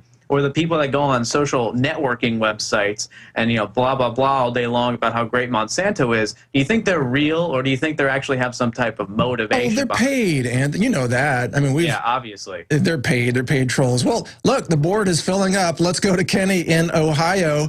But it says maybe pro Monsanto, so let's find out. Kenny in Ohio, you're on the air. Are you pro Monsanto or are you against Monsanto? One good reason to be pro Monsanto. This guy. All right, the comedian is back. Thank you for adding humor to our broadcast. So now we can confirm that he is indeed anti-Monsanto. So the yes. one potential caller we had that was maybe pro Monsanto because he said he liked people in general. I love it. Turns out he hates Monsanto too. This is great. Let's go to Sean in Tennessee. Sean, you're on the air. Are you pro Monsanto? Are you against Monsanto? Or are you honking a horn at us as the previous Well, call? I'll just put it this way. Judging from what I noticed happen with my mother being diagnosed with breast cancer, now thankfully she got over it with all this new modern scientific medicine. I don't really like it all that much. I think it makes things worse, but no, I don't really care for Monsanto. They're killing people, even those in my family. And I'm really tired of their crap. Yeah, are you teaching your family about avoiding GMO? Well, I've tried to approach them in different ways, on many different levels. My mom seems so confident and assured that she has this thing going, some kind of special diet with not being on gluten and all that. Yeah. I guess it seems reliable. I don't know if I can necessarily disprove it, but you know, she seems to be pretty confident in that as it's been lately. But are you seeing just basically eliminating all gluten or whatever? Since I guess from what I understand, that's what her doctor's telling her, that she has to go without that. Well, that's a good thing to eliminate gluten, but you got to watch out because corn is a gluten-free food, and a lot of the gluten-free products are made with corn. And if you don't buy organic, then they can be genetically modified corn. Anthony, your thoughts on that point? Yeah, I hear callers every radio show I go on call in and say basically that they had a relative or even an animal in some cases. Farm owners call in. We had a relative or a cattle or whatever eating this GMO corn or whatever it is, and they just basically got cancer or dropped dead. You'll notice the caller for the caller also though that French study specifically mentions that the women were getting tumors a lot more quickly than the men. It targets the women, absolutely. It's unfortunate. Gluten-free doesn't mean it's healthy. Always buy organic. GMO-free 100%. It can still be GMO if it's gluten. A lot of people are on that gluten craze, you know? Yeah, definitely. Okay, let's go to some other callers. This is always fun. We've got Frank in Nebraska who says, the description says pro-GMO. Frank, is it true? Are you in support of Monsanto and GMOs? Tell us, please. Oh, well, I tell you what, I think GMO foods should be served at every Bilderberg meeting, the whole UN, Wall Street, all you know, and all the major financial centers, and yeah. So I mean, it's like, you know, if Messrs. Rothschild, Rockefeller, and Seligman and the rest of the crowd think it's so damn good, by God, they should be the first to eat it, don't you? All right, Frank wins the More Cowbell Award right here at the Alex Jones Studios. More cowbell for you, Frank. Good answer. And literally, we are trying to take calls from people who are in favor of Monsanto, and we can't find one person. But thank you, Frank. That was a very good suggestion, and maybe we should take that. Anthony, your thoughts on the globalists and their diets and why they're avoiding GMO? Well, I think if they think GMO is the same as regular high-quality organic food, then they should really be eating GMOs all day long. And I would challenge anyone that's pro-GMO to literally eat a 100% diet of GMO foods for a year. And if you're still alive, then you call into the show and be the first caller to actually support Monsanto. Maybe we should have a reward. Somebody, yeah, we'll give you a reward. Wanted, dead or alive. Yeah, they call in and they can't speak English anymore. You know, we'll talk to them. Okay, all right. Chuck in New Hampshire. Chuck is apparently against Monsanto. Is that true, Chuck? Are you not in favor of evil, contaminated food that may cause cancer tumors? What's the deal, Chuck? Hey, Mike, how are you? I'm very much against Monsanto and genetically modified foods. The reason I called in, I wanted to comment. I met up with some libertarians 2 days ago. We actually marched on the Fed in Boston. But a number of these libertarians were in favor of genetically modified foods just because of the whole issue of being libertarian, not wanting to infringe on a company's right to promote these foods. So I really think what the work you're doing is important, trying to reach out and teach people why these foods are harmful and why they should be labeled, in fact. Yes, good point. Well, libertarians should know that in a free market, you have to have good information in order to make an informed choice. So libertarians, I would hope, I mean, I count myself as a libertarian-leaning type of person, but we got to know what's in the food to make the decision in a free market, right? What do you think, Chuck? No, absolutely, man. I read that one piece that you did about being able to make an informed choice in a free market. You absolutely have to know what it is you're purchasing, what you're exchanging for. Yeah, right. A lot of people are just misinformed. There's a lot of misinformation about GMOs out there. There's a lot of propaganda. So I think the work that you're doing is extremely important, so thank you. Well, thank you, Chuck, calling from the state named after hemp, New Hampshire. Anthony, the next call goes to you. All right, Chris from Kentucky. Chris, welcome to the show. Do you have a question for Anthony Gucciardi? Yes, I formerly used to be for this until I woke up as somebody who educated on me. I work part-time in a restaurant, and you talk about the labels. Everything is modified. It's the genetically modified oils. Everything is in there. This is not food these days. I don't eat the food at the restaurant, but with the economy, I got to work part-time at this job. But the reality of it is, avoid going to restaurants and ask questions. If you can find some place that can locally support the farmers to have a restaurant, that's where I go. Stay away from these chains. Very good point. Restaurant food. Anthony, your comments on restaurant food and GMO. That's absolutely key, and the same goes for supermarket food. If you're going to a restaurant, especially a low class, not low class, but a lower income bracket restaurant like McDonald's or something like that, and that's why we're seeing the study with people who are financially struggling dying quicker because they go to McDonald's. I almost said Monsanto. They go to McDonald's. One and the same, buddy. And they purchase $1 burger, or they go to the supermarket and purchase $1 chip bag or something like that. Chances are it is GMO almost 100% of the time, so avoid that, absolutely. What kind of bag did you just say? Chip bag, a chip bag, snack chip bag. Okay. Yeah. I thought you violated FTC there for a moment. Okay, let's go to Leah. What would I even have said? I don't even know. No worries. It's all live radio. Leah in Nevada, are you pro Monsanto, or are you against GMOs in our food being secretly added to our foods? What's your take, Leah? I'm definitely against GMOs in our food, and there's 2 points I want to raise here. Back in the day, if you get a product that's poison, why don't we have skulls and crossbones on the labels of these GMO foods? I like that. The other thing is, with all the smoking guns we have against Monsanto and GMOs, why hasn't there been a class action lawsuit in the United States? Because they're obviously killing people. They're giving people cancer.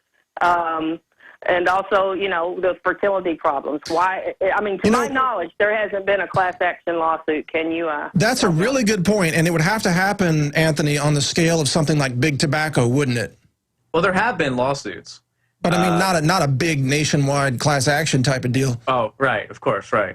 It would have to be massive. It would have to have millions of dollars worth of funding. We've looked into it. We've actually discussed with a few people about what it would take, and it would take It would take at least $2 million just to even get the lawyer fees and everything out of the way to get started. Then you'd have to find people that were damaged from Agent Orange and everything like that. As far back as we're talking like the 40s, we could go back as far as then and start getting people that were damaged by Monsanto-related creations like Agent Orange and stuff like that, which they did, of course, make and kill over 500,000 people.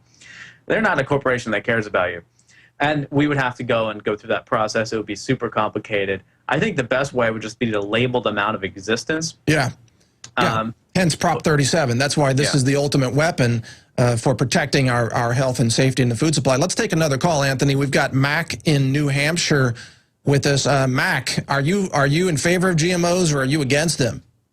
I'm against GMOs, but think of it this way. Why does America eat them? Why doesn't our government ever come out and tell us? Well, the scientists tell us that they like the infertility. They love decreasing the population. That's what they say. It doesn't get out onto your media, does it? Nope. I mean, the regular media. Right. Right. Now, you guys always talked about Hitler, right? You guys should learn about Hitler. He didn't kill all those people. It's done by the same people that are doing it now. Like the Rothschilds, the Lagoyeviches. IG Farben in the pharma industry, right. Yeah, but you guys should learn about Hitler. He didn't kill people. That was done by the Warburgs, the Hamburgers, the same people. It's the rich, the ultra elite that are killing us. You know, you should never blame Hitler. He didn't do any of that stuff. It's all done by the elites. Well, yeah, I mean, the globalist madmen, they always have henchmen to carry out, thugs to carry out their orders. I mean, look at the TSA. Napolitano's not reaching down your pants, not yet anyway, but she's got a bunch of thugs out there at the airports who will gladly do it for them. Anthony, your thoughts on top-down control of tyranny? Well, the caller's right. Obviously, Hitler was essentially a figurehead, but it doesn't mean he's a good person at all. I would definitely not say that. No, he wasn't saying that either. He's just saying that. No, I just want to be clear. We don't support him at all. But what I was saying... that should be a given, Welcome to the show. Obviously. We don't support Hitler. We don't support... When it gets to that point, when we have to say we don't support Hitler, something's wrong. But anyway, right. I was going to say, basically, I don't know if the caller is aware, but there was a recent news piece, I believe about 2 days ago, that explained that German citizens, a lot of the German military citizens, actually got off without even orders. They were going ahead and killing people, killing babies, killing women, killing children. This reminds me of this scientist. Once again, if you missed the email, I'm going to read one portion of it. Oh, yeah, but hold on, Anthony, you're right. That did just come out. It was interviews with German soldiers who loved the act of killing women and children. They loved it. They lived for it. Yeah, they physically were driven by it, and even when they weren't ordered to kill, they would just kill anyway, which shows that it's a trickle-down effect to the point where they think they're in power, too, over these 4-year-olds, and they get this disgusting, power-driven lust of killing these little babies, literally little babies. No, it was one of the German pilots that would drop bombs on civilian populations. I remember in this article he said it gave him a tingly feeling. So I wonder if these GMO scientists, if they get a tingly feeling when they see, low-income people shopping for corn chips in the store, does that give them a tingly feeling to know they're soft-killing those poor citizens? Well, their leaders do. At the top, the elite certainly get that tingly feeling, except it's more, I think, of a evil feeling, a lust of power. But the scientist in this email, like we said, we verified it before. You may have heard it already, but he said, I am no traitor against humanity. If this curse word causes infertility, referring to GMOs, awesome. The world is overpopulated and people need to stop having children. So obviously he's getting off on it, just like the German soldiers, I think, were getting off on it. When they have no real power, they're just killing babies. And what's this guy? Killing low income, or killing the world, really, everyone. Even rich people eat this stuff. Mad scientist. The world. He's a mad scientist, and he's probably making $500,000 to kill people. Right, because it's always a lot of money in causing death, it seems. Let's go to another caller. Tim in Kentucky. Welcome to the show, Tim. How can we help you, sir? How you doing, guys? Doing Great good show so far. I got 2 points. First all right, of all, make it quick because we're about to go to break. So go ahead and we'll stay with you. All right, disabled veteran from Desert Storm, and I was part of that slow kill where I took all the shots and the pills in the DU, and I'm 4 years older than Alex, and I have 10 diseases. Oh my God! Know about, all right. Stay on the line. We want to hear the rest of your story when we come back after this break on the Alex Jones Show. Stay with us. We'll be right back. All right, we've got on the line a returning veteran from, I believe, maybe maybe Desert Storm, well, he'll tell us in a second. This is the Alex Jones Show. We're continuing our conversation with callers about GMO and how we're all being soft-killed using food as a weapon. But this individual was injected with experimental vaccines. It says he now has 10 diseases. Is it Tim? Is that your name? Yes, sir. Okay, Tim, you're back on the air. Go ahead. I was just pointing out that I heard Alex the other day say he was 38, and I remember thinking to myself, well, I'm 42, only 4 years older than him, and I have 10 diseases. 10 diseases. Now, this slow kill started for me 21 years ago. I've went on since then to get a degree in plant science, and I was doing that around 1999, and those Monsanto people were sending salespeople to the university, to tell us what a great thing this was. Really? And I remember questioning it, thinking, this can't be right. So do you blame your diseases on the vaccines from the military or diet or what? Absolutely. Absolutely from the service, from the depleted uranium and the multiple vaccinations and the live nerve agents. That's absolutely the cause. I have the same Major Rocky that comes on there a lot with Alex from Desert Storm. He's got teeth falling out. I have the same type of symptoms. I'm going to have Anthony read you a quote, Tim. And Anthony, you have that quote ready? Yeah, Tim, I want to bring this into reality for a minute. People always think it's so funny to say that GMOs don't do anything, vaccines are perfectly safe, and these so-called skeptics really get off on it and love it. I want to really read this quote to you, and I want you to respond. Tell me if this is the case, because it's really upsetting to me that this is happening. This is reality. This caller is reality, and the people saying this garbage are not. This guy says, well, GMOs can't be bad. He says, if the effects are really as bad as they say, and the work is really relevant to humans, why aren't North Americans dropping like flies, and why aren't the disease rates rising? Tim, can you tell me, basically, do you think that's true, that we're all fine, everything's fine in your scenario? No, absolutely not. Absolutely not, no. It's a slow kill, and they're going to die. I'm going to die. I've known that since I got my degree in '99. I've known what's killing me. Now I know what's killing me. See, my degree was actually specific in golf courses, so I spent time on golf courses after I graduated, and the insecticides were what hit me off. Oh, man. The recontact with insecticides, I would start to vomit and drool and things like that. So, it's not that letter. That person shouldn't be an accredited scientist. This is the professor. This is the skeptic professor saying that GMOs are perfectly safe on Reuters. I'm reading it. The effects are as big as purported, and the work is really relevant to humans. Why aren't the American dropping like flies? This is on Reuters. This is their main source to call the article. Skepticism grows over Monsanto GMO corn study. So this is this guy that's completely out of touch with the reality, literally lying. As people are calling in, and we're seeing the article saying that people are starting to die quicker and quicker, cancer rates are skyrocketing. He's saying everything's fine. If the GMOs were so bad, why is everything so perfect? All right, Tim, I feel compassion for you, man. I just want to say, get your nutrition up. Eat superfoods, get the supplements, get the trace minerals, protect yourself to a very... I say, Tim, go to naturalnews.com, Mike's website, start reading it every single day and listen to what they have to say. You can literally save your life. You don't have to die. You start doing some detoxes and some cleanses and stuff, you can get on the right track, man. That's right, Tim. Will do, man. I appreciate the help, guys. Have fun. All right. Thank you. Take care, Tim. Let's go to this, Anthony. We've only got not even enough time to cover this, but tell you what, will you stay with us for 5 more minutes, Anthony, into the next hour? And we're going to cover cows now being fed gummy bears, marshmallows, Fruit Loops, orange peels, and candy because of the drought in the Midwest. How about that? There's a fascinating subject for you. Cows. They're feeding candy to cows. Yep, all that coming up straight ahead right here on the Alex Jones Show. Stay with us. We'll be right back after this break. Joining us, we're into the 3rd hour. Thank you for joining us. This is Mike Adams, the Health Ranger, filling in for Alex today. And wow, what a show. We've been talking about secret poison in your food, the GMO. And Anthony Gucciardi is going to stay with us for the next few minutes, and then we'll be joined by Ted Anderson in about 7 minutes. And check this out. This news is just breaking.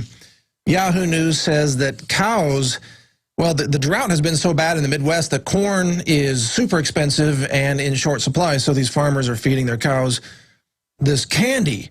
Now, Anthony, you brought this to my attention last night, and I was just shocked. I could not believe they're feeding their cows marshmallows and Fruit Loops and gummy bears. Is this for real? I mean, is this what it's come down to now? We're feeding cows candy? This is reality. And for the very same reasons that we would never eat it, they're feeding it to cows. It says here that they're feeding it to them because of the high sugar content and no real nutritional value. So they actually want no nutritional value and high sugar content to make sure the cows get really, really fat, really huge. And of course, they're also going to get super sick and get cancer and die during the same time. So they have to make sure they get them fat as possible so they can kill them as quick as possible so they don't actually die on them. Well, the cancer tumors add to the raw beef weight, don't they? I mean, well, apparently the carcass weight. The extra tumors, it gives them a little more payback for raising the cow, doesn't it? I mean, I'm joking, right. but of course. I would hope that a USDA inspector would see a large tumor and say no to that carcass, but I mean, you never know. Everything's crazy these days. Well, apparently it's okay to feed them, quote, cookies, gummy worms, chocolate, Fruit Loops, and candies instead of any grain or corn, which is bad at the beginning. But so now not only do they have an excessive amount of antibiotics, which 2 days ago were admitted to be harming human health. I mean, everyone knows about it. It's been admitted a bunch of times, but a big story said that. Artificial hormones, such as Monsanto's cloned RBGH, which how they make that is they clone genetically modified material and string it together and inject it into the cow. Sounds really good. Yeah, well, I think we're going to have a pandemic of diabetic cows now. Is what's going to happen, and then I think the CDC is going to announce there's a new pandemic of diabetic cows, and well, the drug companies are going to have bovine diabetes drugs approved by the USDA, and we're going to have veterinarians running around all the cow fields now, treating cows and charging $100,000 for each cow to treat them for diabetes. What do you think about that? But watch them apply it to humans, too, just like this cancer drug they were researching, right? This is hilarious. Everyone needs to listen to this. They were researching a cancer drug and found that it accidentally made men sterile, so now they're reintroducing it as a birth control drug for men. It never ends, Anthony. It just never ends, man. I can't even talk about it sometimes. But so now the cattle won't just have these antibiotics, growth hormones, GMOs from corn, everything like that. But here are just some of the ingredients that they're now going to be eating in this new medley of candy. High fructose corn syrup, which, as Alex always talks about on Infowars.com and on the radio show, contains mercury admitted by the Washington Post if you just Google that. Right.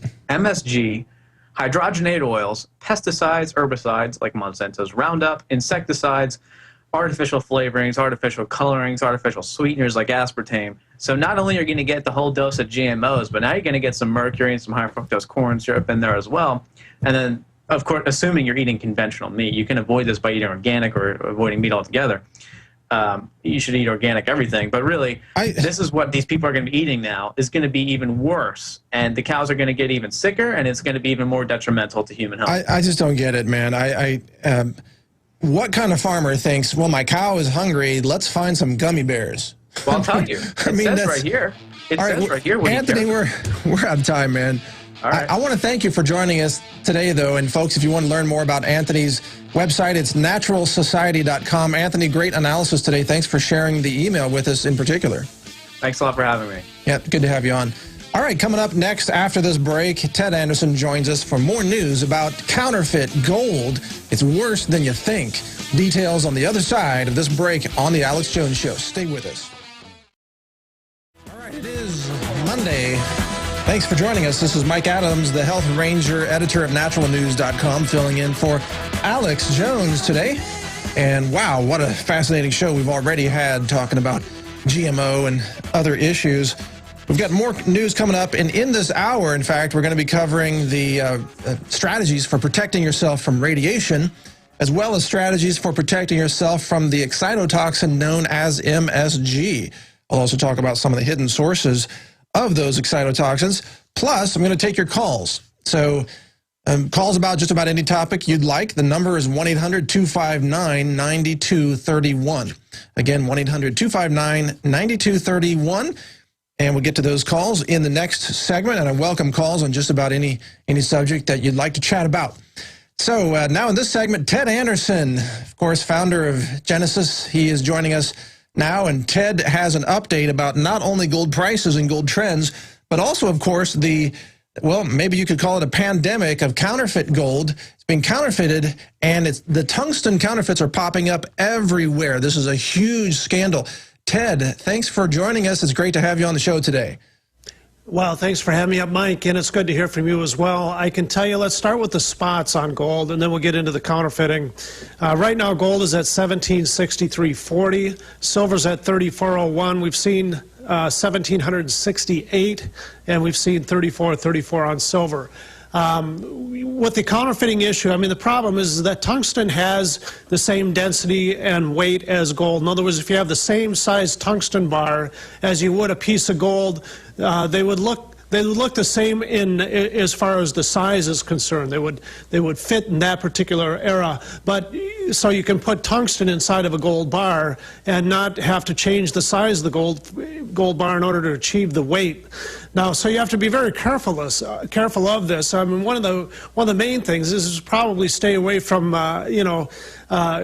Craigslist and eBay when buying gold, just for this reason, because once you buy it, it's yours. You're not going to, end up with if you end up with a tungsten bar, you have no one to go back to. So right. you just have to be careful with this particular type of market. You're right; it is showing up in New York City. We've seen bars show up in London and also some other foreign markets as well. And it's a big enough issue for people to be concerned. Ted, do you think, is this just malicious operators who are drilling out the bars and keeping the inner gold, filling them back with tungsten and selling them off? Or is there some kind of a larger, I don't know, agenda to flood the gold supply with tungsten and thereby drive down the price of gold? Well, I mean, there is a leverage benefit, I guess, if you will, if you have more bars of gold stored on hand, like if you were a central bank and you wanted to lease gold into the marketplace to suppress the price of gold, which is a practice that has been going on for years in the central banks. To have more gold to lease would bring down the cost of leasing gold, and therefore more people in the futures market can sell short. I can tell you there's been some involvement with that. Not necessarily with the tungsten, but for those of you who would like to understand more about that, GATA covers it very well, GATA.org. They've had lawsuits about the manipulations of gold prices.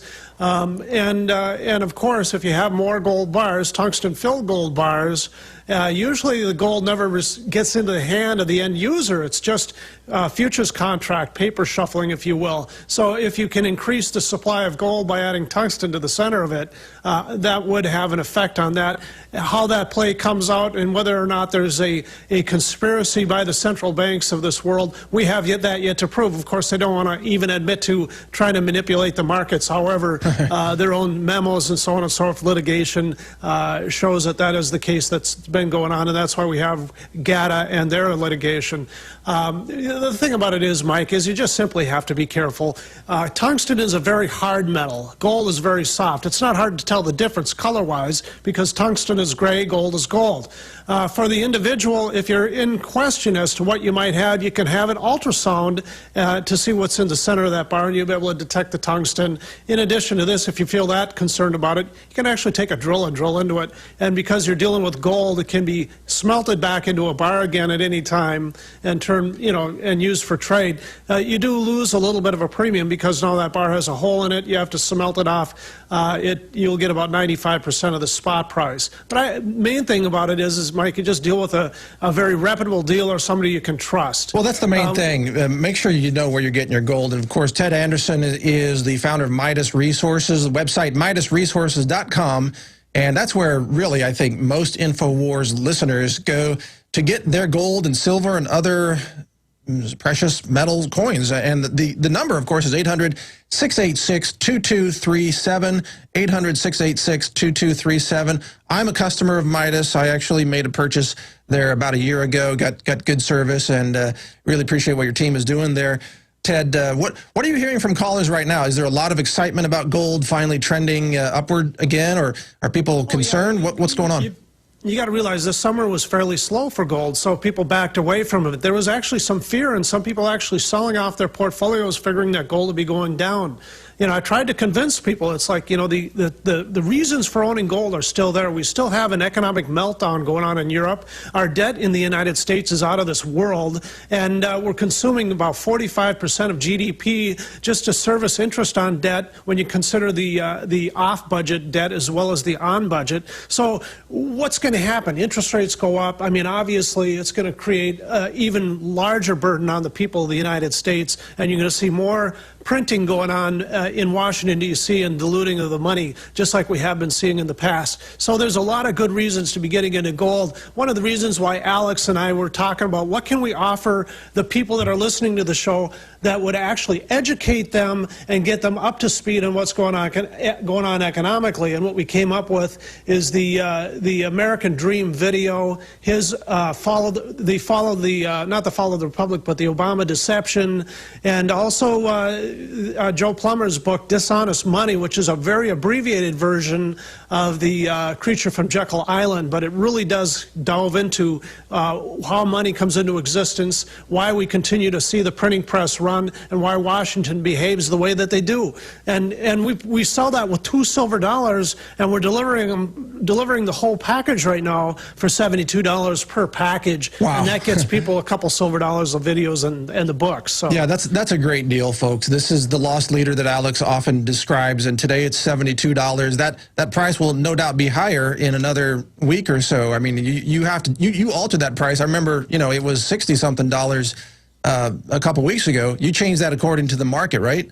Yeah, it has to go up because the price of silver is going up. When I priced the silver dollars at $63, you got to realize silver was at $26 at that time. Right. Right now we're looking at $34 silver. What do you think is going to happen in the future? We're in the fall. We have lots of problems. Right now, Germany is expected to go into recession, and they're the ones that have been bailing out Greece. Well, who's going to bail out Germany? The printing press is going to bail out Germany, and we're going to be on the hook because the Fed is tied into the European Union. Well, plus we've got QE Unlimited now going on, $85 billion a month for how many months? Nobody knows. Right, exactly, and Ben Bernanke no longer has to bring it up anymore, too. He can increase quantitative easing or decrease quantitative easing. He doesn't even have to talk about it. There's not going to be a whole new announcement. We have QE2 on steroids. QE3 is here, and as long as we have, you know, the problems that we have, they're gonna go to the printing press, and it's gonna come right directly out of the value of our currency. Incredible. And that's why gold and silver goes up. So. All right, well, thanks for the update, Ted. It's always great talking to you. The phone number, folks, is 1-800-686-2237 to take advantage of that combo offer of the 2 silver coins, the film, 2 books, the 2 films and a book, or 2 books and a film. The American Dream. It's 1 book, 2 films, there we 2 go. silver dollars. There you go. There we go. And a partridge in a pear tree. He'll throw that in for you. Thank you, Ted. Always good to talk to you. Yeah, good to talk to you as well. All right, take that information seriously, folks. Gold and silver is what's going to be around when the fiat currency money system is no longer around. And so that's why I always appreciate Ted dropping in to give us an update on the situation. Gold continues to trend upward. Now, we do have some calls on the line. We're going to go to them in just a minute, but want to encourage callers, if you've got questions for me or things that are on your mind, call us now at 1-800-259-9231. And I am going to get to what I promised, some strategies for protecting yourself from radiation poisoning and MSG. We'll cover those in the next segment. A couple more headlines here real quick. More Americans now commit suicide than are killed in car crashes as a miserable economy takes its toll. This is the story from Daily Mail from out of the UK. Suicide is the cause of more deaths than car crashes. And, of course, you always have to wonder, too, what's the link to the psychiatric drugs, the antidepressants that have suicidal thoughts and violent thoughts as one of their side effects. But clearly the economy has something to do with this as well. We see crime on the rise. Counterfeit gold, as Ted just talked about. We see that on the rise as well. UK hospitals are on the verge of collapse as socialized medicine fails. This is a Natural News article. And this just shows, hey, that socialized medicine system doesn't work long term. Patients aren't any healthier. It just gets more and more expensive until the drug companies loot the entire economy. And here's a story out of RT. Public health officials on alert after new virus detected. Well, this could just be a scare story from the World Health Organization. They say they're on alert after 2 confirmed cases of a new virus in the same family as SARS. So it's like SARS Part 2 coming back to haunt us over and over again, just like in the Texas Chainsaw Massacre movies. It's the WHO SARS Massacre sequel. Part 2, Part 3, Part 4. They're going to keep scaring us until we all go get vaccinated and decide to kill ourselves with GMO. That's the plan. All right. Enough on that. We're going to take some phone calls. We've got Lars and Peter, John, Harry, Dave, all straight ahead. Thank you. We're going to take your calls when we come back here on the Alex Jones Show. Stay with us. Those calls and much more straight ahead. Yeah, we're back in the home stretch here. This is the Alex Jones Show. Mike Adams, the health ranger, filling in for Alex today. Hey, it's good to be back. I've been on kind of a, well, it was supposed to be a break. I was supposed to do some fasting, and that didn't happen. I ended up working on all these other projects, which will be launching soon. But anyway, it's great to be back. Thank you thanks to Alex for having me on, and thank you, the listeners, for supporting me with all your positive comments. I do enjoy bringing you this news and bringing you some interesting perspective. But let's get to something even more interesting now. Let's take some calls. Do we dare? I love taking calls because the callers are so well informed, and also you never know what you're going to get. So let's do that right now. We've got Lars in Denmark on the line with us. Lars, you're live on the air. Go ahead, sir. Hi, thank you, Adam. I just want to make a quick comment before I have a question about tangerine. The comment is that, here in Denmark, of course, InfoWars is not as big as it is in the States, but I just started a new job a few weeks ago, and out of 4 guys working there, one of them was also a regular listener. Great. And that was quite awesome to find out that, even in a small country like Denmark with, 5.5 million people, there was quite a few people who listen. So, well, it's a global reach, and it's getting bigger every single day. Do you have another question, Lars? That's exactly right, yeah. I have a question about, because we tried some tangerine from Longevity. Yes. And a family member had a problem after having a gallbladder removed, which we probably shouldn't have done, but now it's out, so we can't do anything about it. But this tangerine actually helped. I took some, and I felt a lot of energy, and my 70-year-old mother started skipping her new naps. She felt a lot of energy, too. And we used it all up and ordered another one. And it got caught in the customs department. Of course. They wanted to check it. You can make your own decisions here in Denmark, of course. Right. They stopped it because of this glucosamine, which is apparently allowed in Europe. You can take it, of course. They admit it's good for you, but if you import it from the States, then you can't. Well, Lars, the bottom line is that the European Union, especially, is so strict on restricting your right to nutritional supplements. It is a tragedy of health, and some of the countries, you can't even get vitamin C shipped into the country without it getting seized, and then you have to pay big fines, or just you lose it. It gets confiscated. But thank you for your call, Lars. And also, I do want to mention, for those who have their gallbladders removed, remember, doctors typically don't tell you that the gallbladder has a role in your digestion. Specifically, if you eat dietary fats and you have your gallbladder removed, then you're not going to be able to digest those fats as easily. You need to supplement with some enzymes that can help digest fats. That's part of the role of the gallbladder. Hey, you can't just take organs out of the body and not think something's going to happen, right? So do your homework, get informed.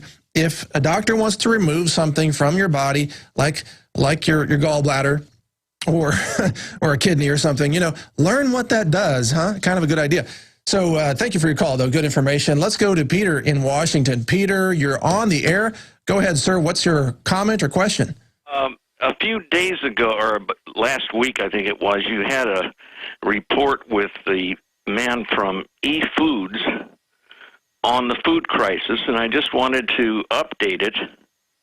In 1966, Western Islands, which was the publishing arm of the John Birch Society at that time, published a book called Ill Fares the Land, The Famine Planned for America by Dan P. Van Gorder. Now, that's almost 50 years ago. And at that time, it was started with the Agricultural Adjustment Act of 1933. They didn't get too far. Basically, what they did was they falsely reported that we were having surpluses. And they did that because the production was going up then, but it was dropping on a per capita basis, and they were importing more and more food. And then they fiddled a little bit with the statistics. So you're saying that this has been an ongoing agenda for decades then? And the interesting thing is the agricultural department was run by Henry Wallace Jr., who was a communist and ran against Truman in 1948, claiming that the problem is not the communists, but the communist issue. Now, in the Department of Agriculture... Hey, Peter, we got to go to break, but I appreciate your call. That's a really good point. Sorry to cut you off there.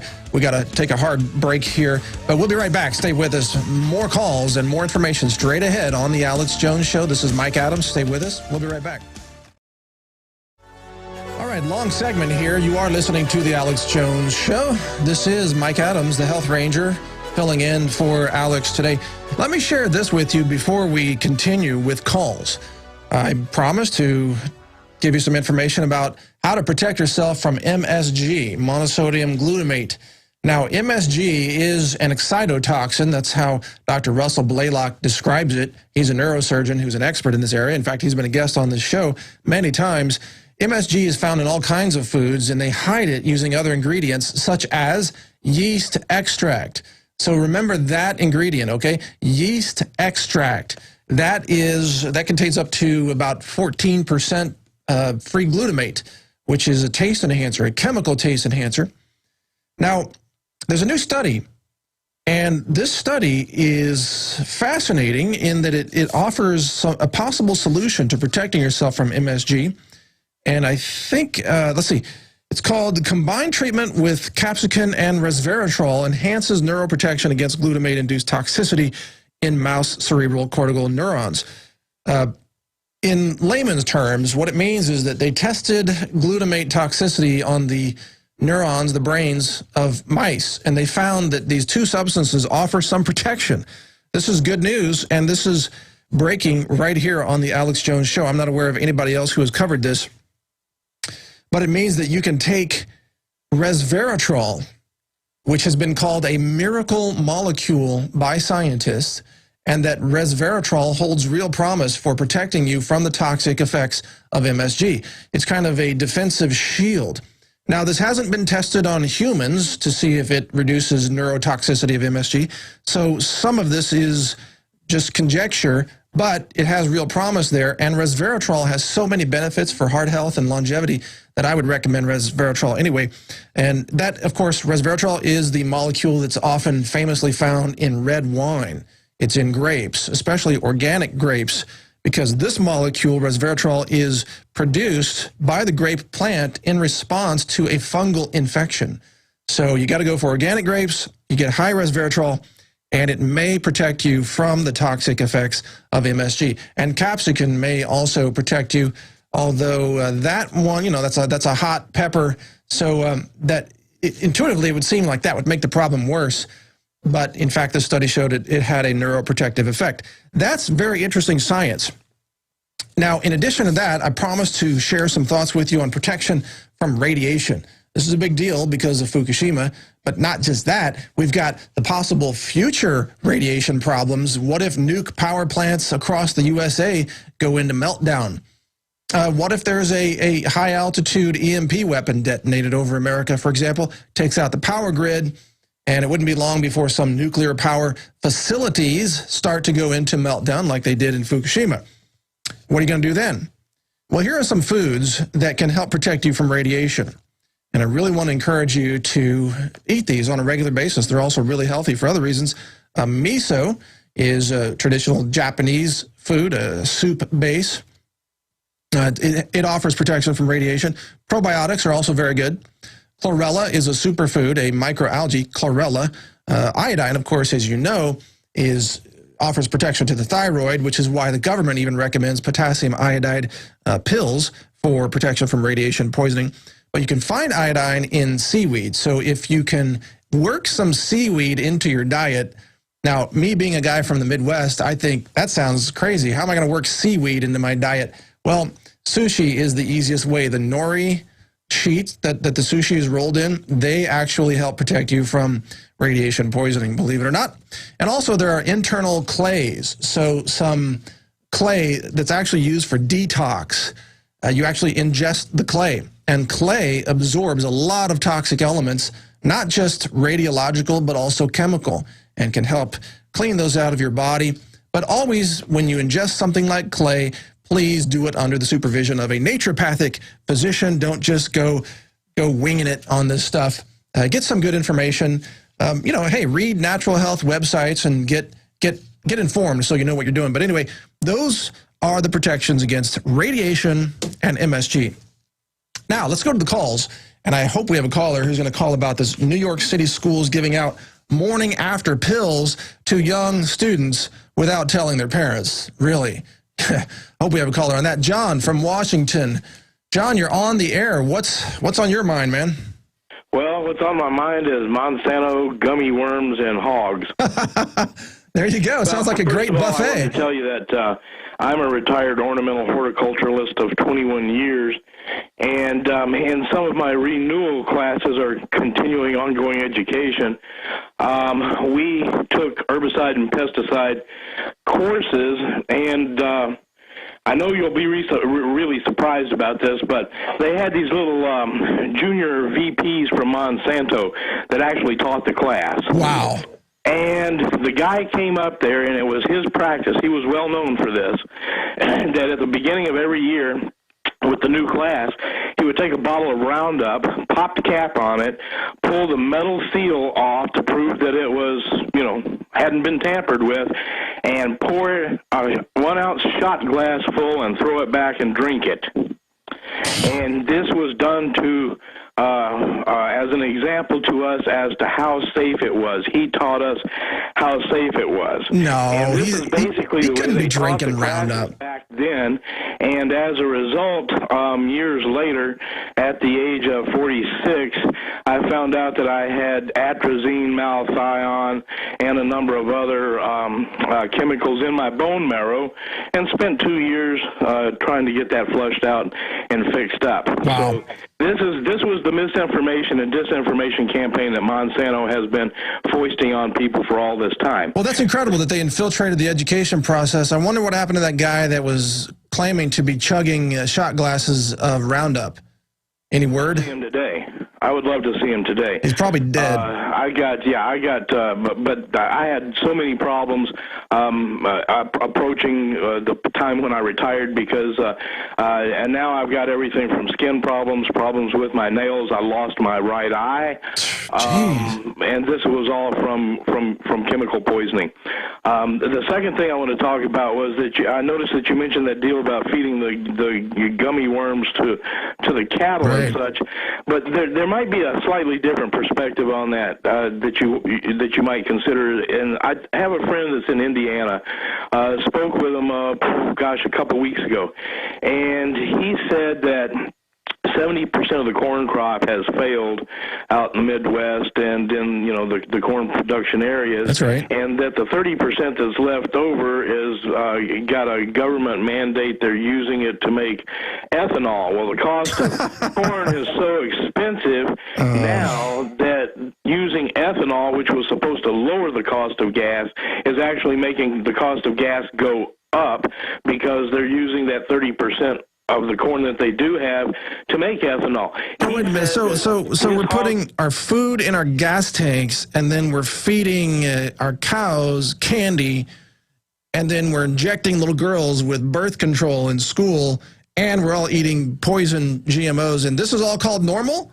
Wow. Oh, yeah. Well, what he told me was that guys are going from Indiana up into the northeast area where they have all the Oreo factories and the candy manufacturers and so forth. I guess they're concentrated up there. At any rate, he said that they don't. It's not that they want to feed this crap to their cows and their pigs. The fact is they don't have anything to feed to them. Yeah, I get that. They're going up there and getting tractor-trailer truckloads of Oreo crumbs, like you said, gummy bears, cereals, floor sweepings, the stuff they clean out of the equipment that they make these products with, and bringing that back to feed to the animals, not necessarily to fatten them faster, but just to keep them alive to start with so they don't lose their stock, and because it's got so much corn syrup in it that he says that they're getting at least a small fraction of the nutrition out of the corn, which I argued with him about it. Right, the point is well taken. But wow, well that's great information, John. Thanks for sharing that with us. Thanks for your call. I mean, hey, I guess in another month the ranchers, and by the way, I feel for the ranchers. We went through a bad situation here in Central Texas last summer with the fires and the drought here, and ranchers were in a tough situation. But maybe in the Midwest they can take their cows trick-or-treating and just eat up all the candy that are given out by the households. But it might take a while to unwrap all those little gummy bear packages, though, wouldn't it? It's just insane, man. It's insane. We're feeding the cows this food with artificial color in it, this candy. It's not, you almost can't call it food. But good points, John. I'm really glad you shared all that with us. Let's go to another caller, Harry in Pennsylvania. Harry, you're on the air. Go ahead, sir. What's on your mind? I'd like to know if canola oil is a GE type of food, and should we avoid it? Most canola oil is genetically engineered, yes, but not all. And hence the need for labeling. Wouldn't you like to know the difference if you're at the store and you're buying canola oil? Wouldn't you like it to say either no GMOs or yes, it contains GMOs so you can make a decision? But yeah, a lot of canola is genetically engineered, and it's used throughout most salad dressings that you buy at the grocery store, another form of hidden food ingredients that you don't know what they are. And of course, canola oil used to be called rapeseed oil before they changed the name for marketing reasons. What do you think about that? Well, Mike, you're right. In fact, I found out also that even if something says sugar, you have to call and ask them if it is 100% cane sugar or also contains beet sugar. Beet sugar. And if it contains beet sugar, are the beets GMOs? That's so you right. can't even be safe by it saying sugar. You are exactly right, sir. Good point. You're educated, man. I love it. The GMO beets were planted for quite some time. I don't think they're allowed to plant them this year. We should check with Jeffrey Smith on that fact-checking. But they're definitely pushing for GMO sugar beets to be allowed again.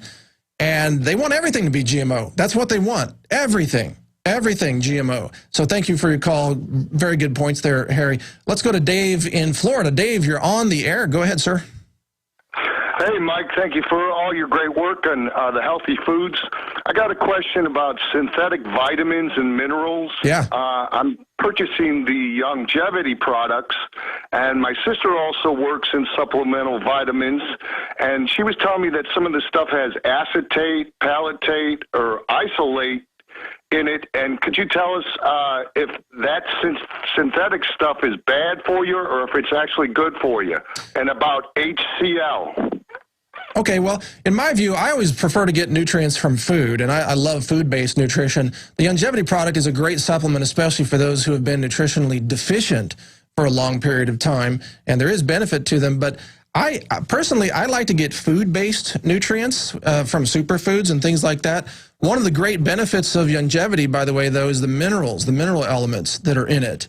A lot of elements that you normally aren't going to get the trace minerals from. And I know some people have criticized that there are trace levels of some light metals in there, but the level is so trace. Look, people, you got to understand it's the dose that is either the benefit or the poison. I mean, I exposed a product last year, a detox product that was 1,000 parts per million of aluminum, and it was dissolved in sulfuric acid, and people were drinking that and taking that. And I said, that's insane. That can't be safe. But if you're getting, a small amount of aluminum in a natural matrix that's full of all the other elements, that's actually perfectly safe. And as I understand it, those elements are from plants. So in my view, I would prefer to get vitamins from plant and whole food forms. And so there are lots of choices for that. I don't know everything about longevity products, but I'm sure someone else here will be able to answer those questions in more detail. Does that help? Yeah, great answer. How about the HCl? Well, it depends on the source. Sometimes the source for HCl can be from animals, which I wouldn't necessarily want to take. I'm not familiar with what source is being used in longevity. I apologize. I haven't gone line by line on that product to know exactly what's in it. But the results speak for themselves. That's for sure. I mean, people here in the office get fantastic results on the product. I'm not affiliated with the company, and I don't promote it or sell it. So I'm sort of an independent point of view on that. But you can't argue with the results. A lot of people are getting benefits from it. No question about that. Okay, I was thinking of growing organic food on my property. I'm a retired military member, and I was just wondering, what do you think about the government's rules about home farming and stuff?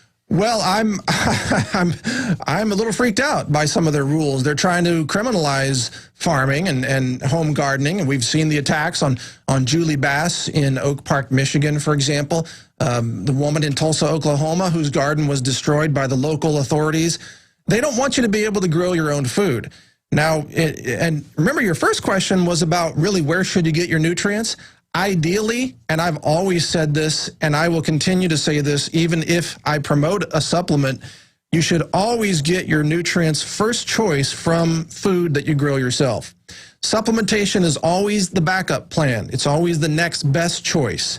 But it's so much better to get it from supplementation than to try to just eat the standard diet, which is nutrient depleted. So remember, real food that you grow at home is always, always, always your #1 choice of live nutrition. Supplementation is always just the second backup plan to bring you the things that you can't grow because of time or because of soils or climate or whatever the case may be. Does that help answer your question? Very much so. Amen, brother. Thank you very much. Thank you. Thank you for your questions. Really appreciate that. All right, let's go to Pat in California. Pat, you're on the air. Go ahead. Hi, thanks for taking my call. I want to make 2 quick points. In regards to GMO, I want people to remember, if they remember the situation with the bee populations dying off, they found out 10 years ago in France, the farmers did tests on certain pesticides, and they realized that the bees were dying off when they were exposed to these pesticides. Well, it's interesting because it was even in the New York Times, March of this year. I asked people to look. I was surprised it was in the New York Times because they're so corporatist. But it says 2 studies point to common pesticides as a culprit in declining bee colonies. Yeah. And I want to tie that to GMOs because it's the same thing. You know how for years they always told us, yeah, pesticides are fine, they're safe, don't worry about it. And, and we know without bees, our plants, nothing will grow. That's right. I mean, that's when we have to realize how devastating this is. But the pesticide industry keeps pumping money into our politicians. Well, you're right, Pat. The common thread here is that we're always lied to by these so-called corporate scientists.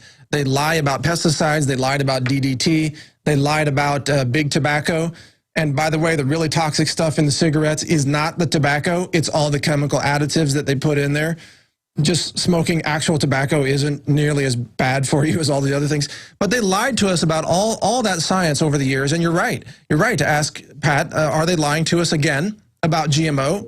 We think they are. Are they lying to us about pesticides? Are they putting at risk the entire human race? Because as you hinted there, if the pollinators are destroyed, then we're history. About 1/3 of all our food is pollinated by honeybees. If they don't make it, we don't make it. It's a big deal. I appreciate your question, Pat. Very good question. We're going to break. We'll be right back after this. So stay with us. A few more calls straight ahead. All right, I love taking calls.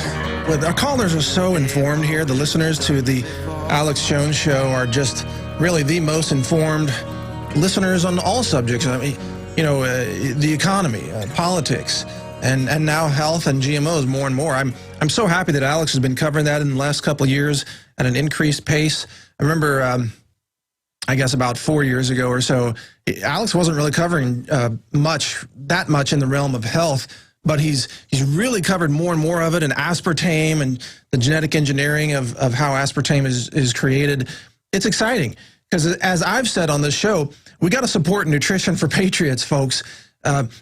We who believe in the Constitution, who believe in this republic, who believe in the American people and the ingenuity and the innovation that made us a great nation and can restore this great nation, we've got to be healthy. You know, I'm famous for showing this this jar. I always have a jar of superfoods here every time because this is what I eat and drink every day. This one is avocado with a bunch of superfoods in it. My own little cacao, that's chocolate for you, recipe, chocolate, avocado, you name it. It's food-based. Like that caller just asked, should you take vitamins or should you get your nutrition from food? Well, for me, it's both. I get a lot of my nutrition from food, and then I supplement for trace minerals and all these other things. So it's a combination, but grow as much food as you can. Let's continue with some more callers. Chris from Kentucky. Chris, you're on the air on the Alex Jones Show. Go ahead, sir. Hi, Mike. Thanks for having me on. You bet. I was wondering if you might speak to how exactly the environmental movement, namely the production of ethanol corn or the switchover from food corn to energy corn, has basically proliferated and accelerated the cause of the GMO foods in ways of... Great question. No, I get it, man. Great question. Great question. I am absolutely incensed at the environmental movement for not speaking out more against GMO. The environmental movement has been hijacked by globalists. You know that. They're not really pro-environment. What they're all about is not really addressing the real threats to the environment, because I'm an environmentalist in a legitimate way. I don't want the environment to be polluted with genetic pollution through GMOs. All right, I don't want mercury in the environment from dentistry. You know how many tons of mercury are tossed down the drain at dental offices, or even when people die and they're cremated, how much mercury goes into the air because of their mercury fillings? I mean, those are real environmental issues. The loss of soils, the use of Roundup that sterilizes the soils, the loss of probiotics in the soils. These are real environmental issues, but the traditional, or let's say the status quo environmental movement does not address these things. Where is the denouncement of GMOs in the environmental movement? I got to say right here on the air, on the record, until the environmental movement denounces GMOs, you're a fraud, okay? You're not for the environment unless you speak out against GMOs. GMOs are the greatest threat to our environment. It is a self-replicating pollution. That's worse than chemical pollution. That's worse than the oil spill in the Gulf. It is worse because it self-replicates. You want to be a real environmentalist? Get a line against GMOs. That's save the planet for human life. And, oh, man, I do get frustrated on that point. Let's go to the next call, but thank you, Chris. I appreciate your call. Dan in Virginia. Dan, you're on the air. What's your question, sir? Real quick. Hey, Mike, thanks for taking my call.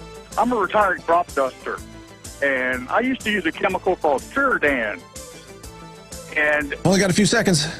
Okay, when I was using this chemical, it's got a very pronounced smell to it.